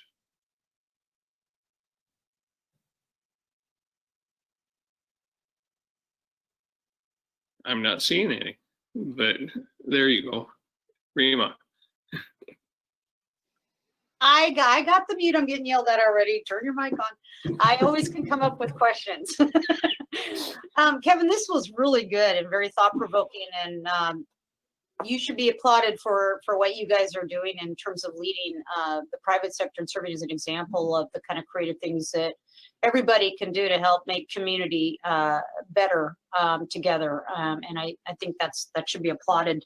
I'm curious what investments you guys had to make in terms of accommodating a mode shift to like biking into work as opposed to driving, or kind of that last mile contemplation of somebody who says, well, I'm going to take the bus, but maybe it doesn't get me to the from door to door kind of thing. So curious what you guys did to help enable that. Sure. So I guess really high level, Rima, my pitch, if you will, to executive leadership is that if you can see you're already spending just north of $30 million on parking and connector shuttles and other resources, give us an extra 10%, give us another $3 million to deploy on programs that deliver life-shaping, commute mode changing outcomes for a few reasons. First, we live culturally by a group of fun, catchy little sayings that we call the isms. And one of them is, you'll see it when you believe it. It's the opposite of what you normally hear. And the point that we were trying to make when we use that in our pitch is that there is a lot of pent-up demand for people to not drive alone, but it feels really mandatory in our environment. So our job was to tear those barriers to entry down through education awareness, the subsidized transit passes, launching a carpool matching app. And so we invested in all of those things, not literally at once, but over a really short window of time with a few month gap between each one. Mm-hmm. And some of those dollars, like I said, physically went to paying people to commute differently. But the way that becomes successful, and I'll just use really broad, simple numbers. If I can take any company and get each individual to change their commute mode one day every other week, so 10 business days in 2 weeks, I've shifted 10% of the behavior. Now, on average, that's 10% a day. The reality is some people may always do the different thing on a Thursday or a Friday. But because you're playing, you know, the law of big numbers here, you can start leveraging that knowledge and awareness in ways that allow you to really start targeting where you're driving the change. And again, for us, we had the ability to benefit from parking spaces freeing up. But the reality is, even if you didn't, as an employer, if you didn't own the parking, you're putting that money back in your own pocket or back into the quality of life for the individuals you employ and support. And it is a statement of reality that their lives are better when their commute becomes easier and less stressful. It is just a statement of fact. There are only so many things we can do without seeming extraordinarily pushy in our own community and environment. So we do invest a lot of dollars in creating public space. There are parks that we can point to. There's an area called the Esplanade, which is basically a no-car promenade, you know, pedestrian-only area that we've helped direct and support. And so over time, you'll see more of those dollars going into transit. I mean, we were the largest sponsor for that Q Line light rail that I had talked about. So we're going to continue reinvesting in programs that change commute dynamics because communities are healthier for it. But the short answer is year one for us, it was about a $3 million investment, and the timeline for return was less than 2 years. Excellent. Thank you. Well, thank you, Kevin. It's my pleasure. I hope this didn't come out of left field for folks, you know, more than half a nation away. No, I have a good friend that's a developer in Troy, Michigan, and I think he's pretty progressive too. So it's good to see some guys that are moving forward from the private sector and addressing some of these issues. Thanks It's my again. pleasure to be here. Thank you for inviting me. You bet. Okay, our next presenter and last officially today is Mike Ennis with the Association of Washington Business. Mike's going to share a statewide business perspective on the impacts of COVID and where they see transportation priorities falling and going forward. Hi, Mike, and welcome. Hey, Jerry. Thanks for the introduction. Last on the agenda, so Rima asked me to speak for the next about 3 hours on AWB's perspective on transportation. Hold on a minute. It wasn't 3 hours, Rima? Oh, 3 minutes. No, I'm kidding. I think I heard Roger roll his eyes when I said that. So I'm going to go about 20 minutes here, speak about AWB's response to the pandemic, and then get into a little bit about what I foresee the future of transportation, at least in the near term.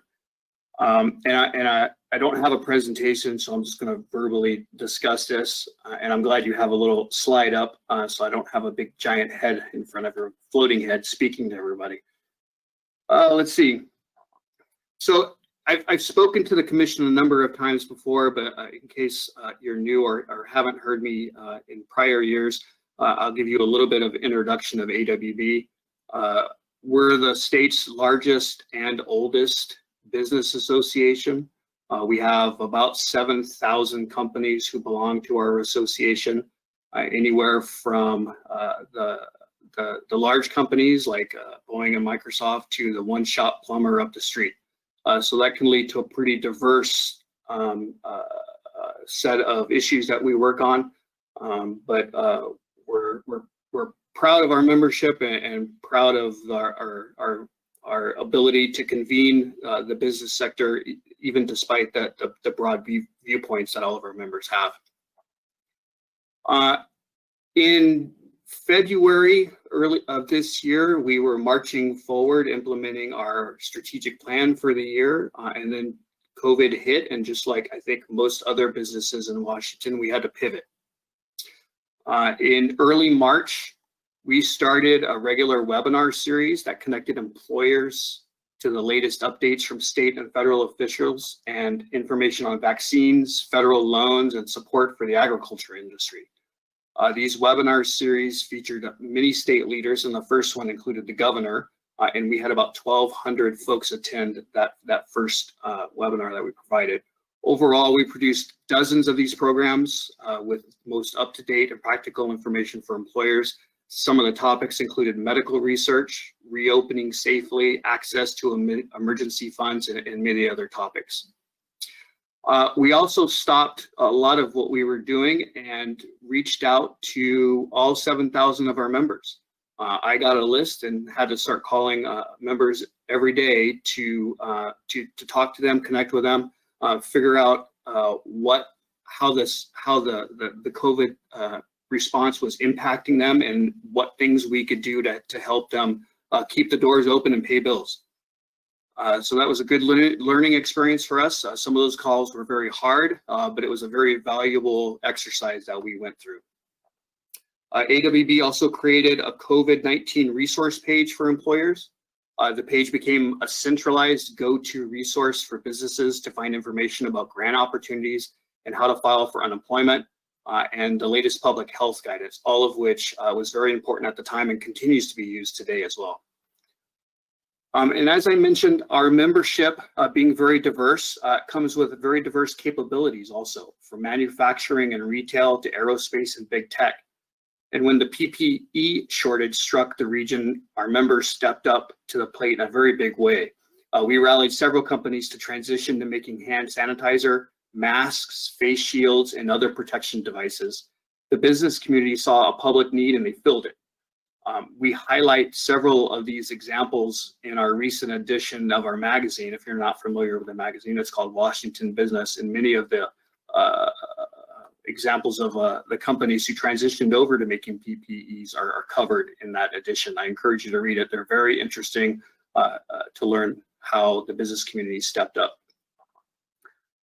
And as most business sectors were shut down, we began making calls to find ways to reopen parts of the economy safely. And the first industry we looked at was construction.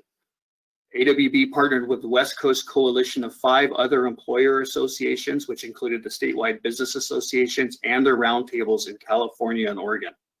Eventually, AWB was asked to serve on the governor's construction roundtable, which was made up of 3 business associations and 3 labor groups.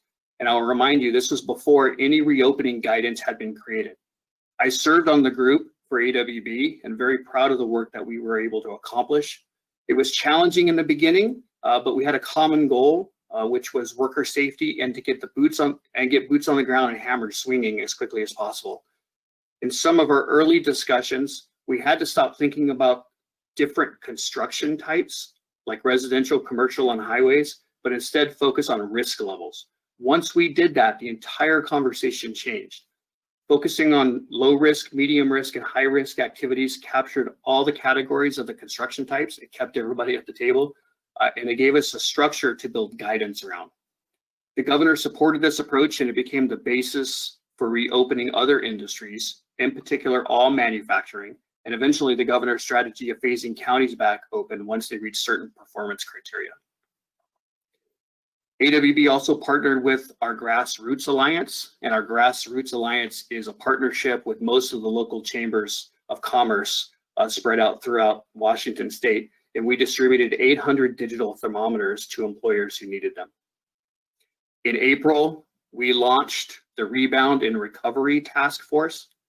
The committee, co-chaired by Tim Schauer of McKay Esposito and Michelle Hagee of DH in Spokane, included public sector leaders, Lisa Brown, Director of Commerce, and Susie Levine, Employment Security Commissioner, as well as private sector leaders from 17 diverse sectors. The task force spearheaded development of reboundandrecovery.org website that featured an online portal connecting hundreds of Washington manufacturers to small businesses that needed to buy PPE to reopen safely.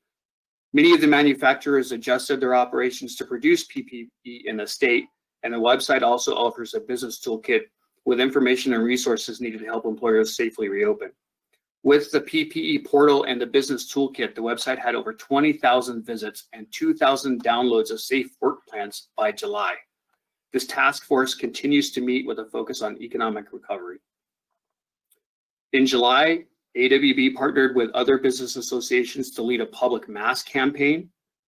Many of you may be familiar with the campaign. It's called StaySafeWA.com, and it highlights a simple message: wear a mask to keep businesses open. The campaign provides downloadable material to share for employers to share on their websites and social media, and includes paid radio ads and a digital campaign as well. And the AWB Institute is assisting in their recovery efforts with a new initiative called Washington in the Making. Washington in the Making is a framework focused on 5 key pillars: talent, business environment, infrastructure and connectivity, entrepreneurship and innovation, and place and community. Each of these pillars is informed with an economic criteria that provides a window into how the state is performing. That data is quite detailed, and you can drill down very specific geographic areas to learn more. I would encourage you to visit awbinstitute.org to learn more about the initiative and how Washington business will be the key to successfully emerging from the pandemic even stronger than before. Now I'd like to talk a little bit about the future of transportation. In the short term, we're hearing a lot of what I'll call chatter about a statewide revenue package next session. And there are a few key drivers that are pushing this conversation. Some of these bullets have been referenced earlier in your presentations today. We have, of course, the culvert obligation. The state is going to be responsible for replacing all the fish passage barriers in Washington. That ranges between $3 and $4 billion by 2030.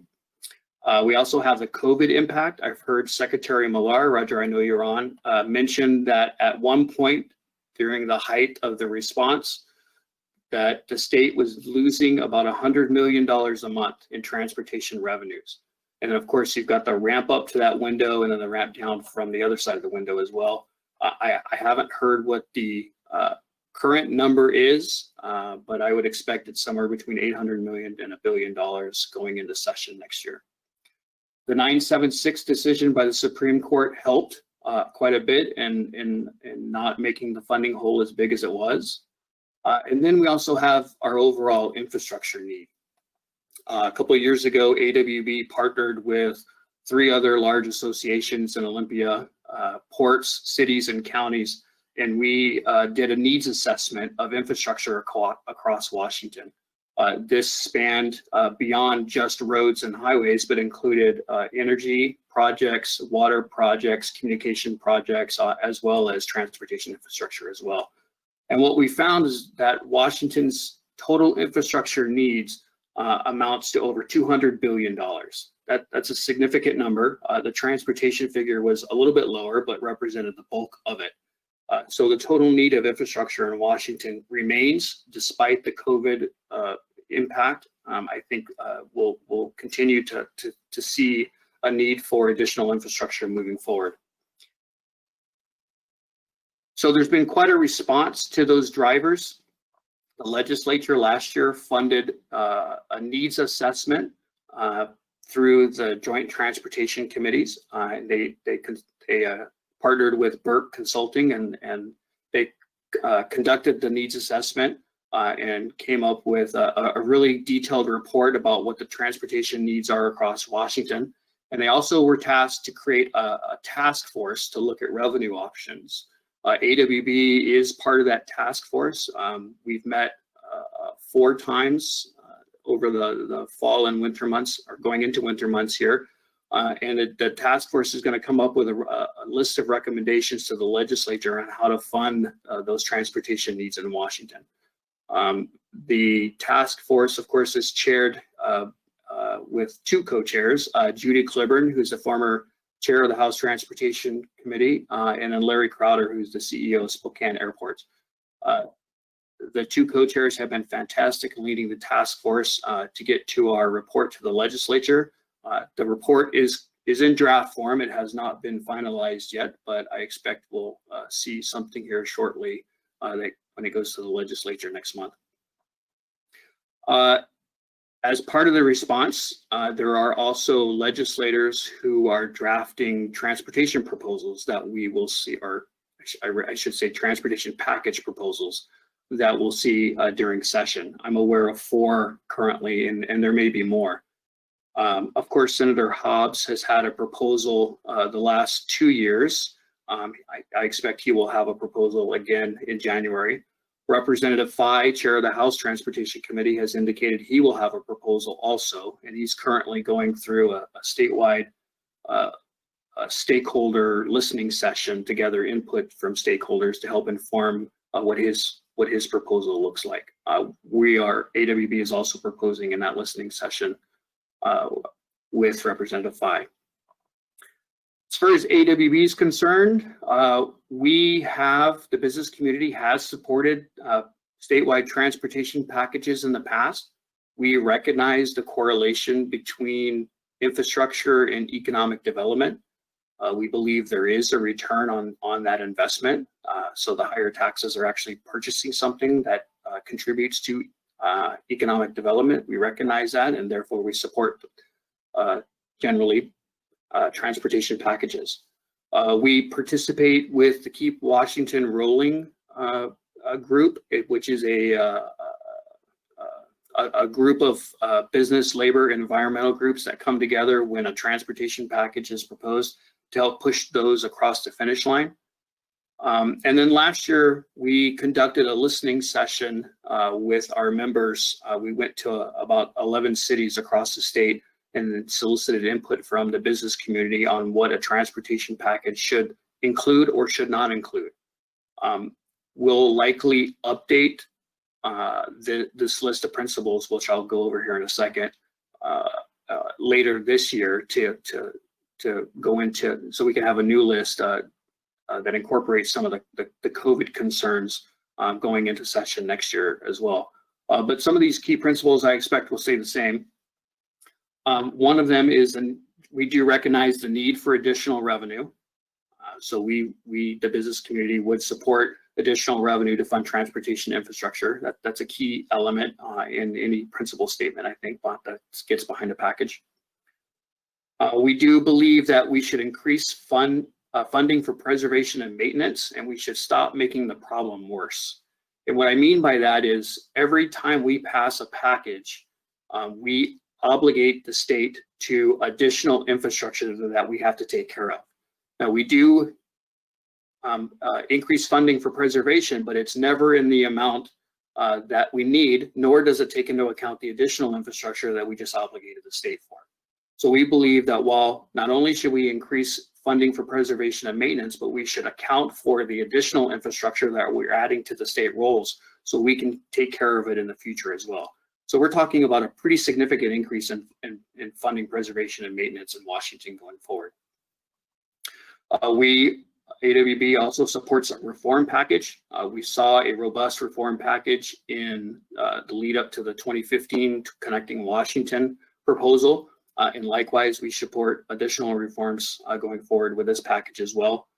Some of the ones that we're looking at, we'd like to see 18th Amendment protection on a road usage charge. I think that was part of the recommendation from the Transportation Commission also.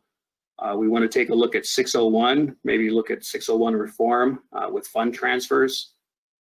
Look at some ideas around sales tax and dedicating sales tax back to transportation projects. We saw some of that with the 2015 package also. MVET reform, evaluation, fixing the valuation problem with vehicles. AWB is not a supporter of the low carbon fuel standard, so we would like to see the extension on the LCFS prohibition that was put in place with a 2015 package also. And then maybe something around permitting. When we have the culvert, I know the state is working on culverts now, but as that work starts ramping up, we'd like to see some programmatic permitting allowances for some of that culvert work, so we don't have to spend all of our time planning when it's the same work that's being done over and over again. I think there's some opportunities to do some programmatic planning for those culverts fixes. Let's see, if the legislature wants to go in the direction of providing some carbon pricing program, then the business community is open to having that conversation. We'd like to see those funds be limited to just transportation fuels. And we'd also like to see that money remain in the transportation sector. And like I said, we do oppose the low carbon fuel standard, so we'd like to extend the current sunset date on that. And then lastly, I'll add, we're opposed to a statewide transportation impact fee. I don't expect that particular issue will be in all the proposals, but Senator Hobbs has had that in his proposal in the past. And the business community feels strongly that a statewide impact fee on new construction would have some constitutional implications, but also hurt new construction going forward. So short term, the business community will work on a transportation package going into session. We're mindful of the impacts of COVID, particularly on small businesses. Many of our members have been hit really hard with the COVID response, as I'm sure you're all aware. So we'll keep those concerns in mind going forward with a package, but we'll be at the table working to make sure that the state adequately funds infrastructure, because that's I believe the quickest way to get businesses back on their feet is having a robust and functional transportation system. So I'll stop there. Rima, hopefully get your group back on track to be done on time this afternoon, and I'm open for any questions. Thank you, Mike, and appreciate the understanding that we've got a lot of holes to fill, and now with COVID, they're a lot deeper. But any questions from the commissioners? Debbie. Good morning. I guess good afternoon. It was really heartening to hear about the responses that, AWB members have made in producing equipment and distributing equipment and helping in education. It's always wonderful to hear how our people sort of get going to solve problems. Have you, you talked a little bit about the real pragmatic things that you're thinking about relating to COVID, but have you thought about opportunities that we may have to do things differently? And are you hearing from your businesses any opportunities that you see from this disaster? Yeah, as part of our rebound and recovery task force, we brought in a very diverse set of businesses to staff and participate in that effort, and we continue to meet with that group to look at opportunities to recover. It may not be business as usual going forward. I think it's still a little bit early to tell what the future looks like. Many of our members are still just trying to keep the doors open and pay bills. There are some bright spots in the economy. Many online retailers, I think, were well positioned for the COVID response, but many of our members were not. So going forward, we're mindful of those concerns. We are looking for opportunities because we want the economy to come back stronger than it ever was before. We believe businesses can be part of that conversation and probably the most important piece of that conversation, so that we can recover quickly. Thank you. Anybody else? Come on, Rima, you've always got a question. So does Kelly. Kelly asked everybody a question. I want a question from Kelly. I was going to be quiet, Mike, because you hear enough from me as it is, but I'm not going to. So one of my questions, you bring up the point, and I think, again, it's great that the business community is engaging in this conversation. And we've been talking a lot today about the way that business can actually lead the way in some of these conversations. I guess my question is, as we think about, the needs assessment that's been done and sort of the wish list of projects that are out there, layered in with maintenance and preservation, and we know that that is a significant backlog and a significant lift in and of itself. Do you feel that the business community would be, I guess, okay with something that looked more like just a maintenance and preservation program without, sort of the traditional project list? Yeah, that's a good question, and it raises this concept of how we fund transportation projects in Washington, right? We do them, for better or worse, we do them in this package format, which requires, how do I say it tactfully, spreading the peanut butter, right, to get votes. You have to have infrastructure projects spread out throughout the state in order to justify voting for the package. There are preservation projects spread out throughout the state that could be considered significant projects in their own right. I think the state has done I don't want to say a poor job, but they haven't done a very effective job in communicating the importance or highlighting the importance of some of those preservation projects. I think they could be viewed as a standalone infrastructure project on their own, right? And not looked at traditionally as just preservation. Preservation can mean a lot of different things, and some of those projects are very expensive and could be viewed as a standalone infrastructure project. So shifting to, I think, that perspective, I think we probably all could do a better job of doing. I think our membership ultimately would still support a package if it was focused mostly on preservation. I think that's our, if not our number one goal, it's certainly our second or third. It's right up there at the top. The preservation needs in Washington are significant. We have to take care of what we have. We can't keep making the problem worse because it's just creating a cycle that we'll never be able to get out of. We can't keep funding infrastructure projects and obligating the state to the additional infrastructure without providing the funds to take care of it. That is a losing recipe. Yes, I think we would support a package that was centered on preservation and maintenance. Great. Thanks, Mike. Good to see you. Yeah, you too. Thanks, Mike. Roger. Thank you, Mr. Chairman. Hi, Mike. It's good to see you. You too, Roger. Great presentation. I really appreciate it and appreciate the perspective. I'm wondering what else could we at WashDOT possibly do to point out to the people we serve the importance of preservation? What else would you suggest we do? I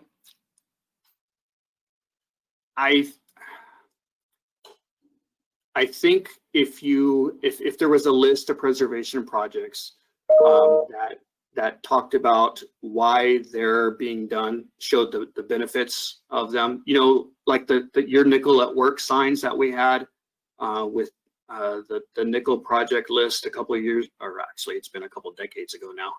We had these signs, DOT put these signs up saying this is your nickel at work. Doing something similar for preservation projects, I think, would be a good route, just to show the public and to give some cover to legislators. You know, give them a reason to go back to their district and say, hey, we're spending $5 million on this preservation project. These are the benefits. This is what the costs are to the state and to our district if we don't do them. Sort of highlighting that the preservation project is just as important as a standalone brand new infrastructure project as well. That is a feather that you can put in your cap also. Okay, great. Thank you.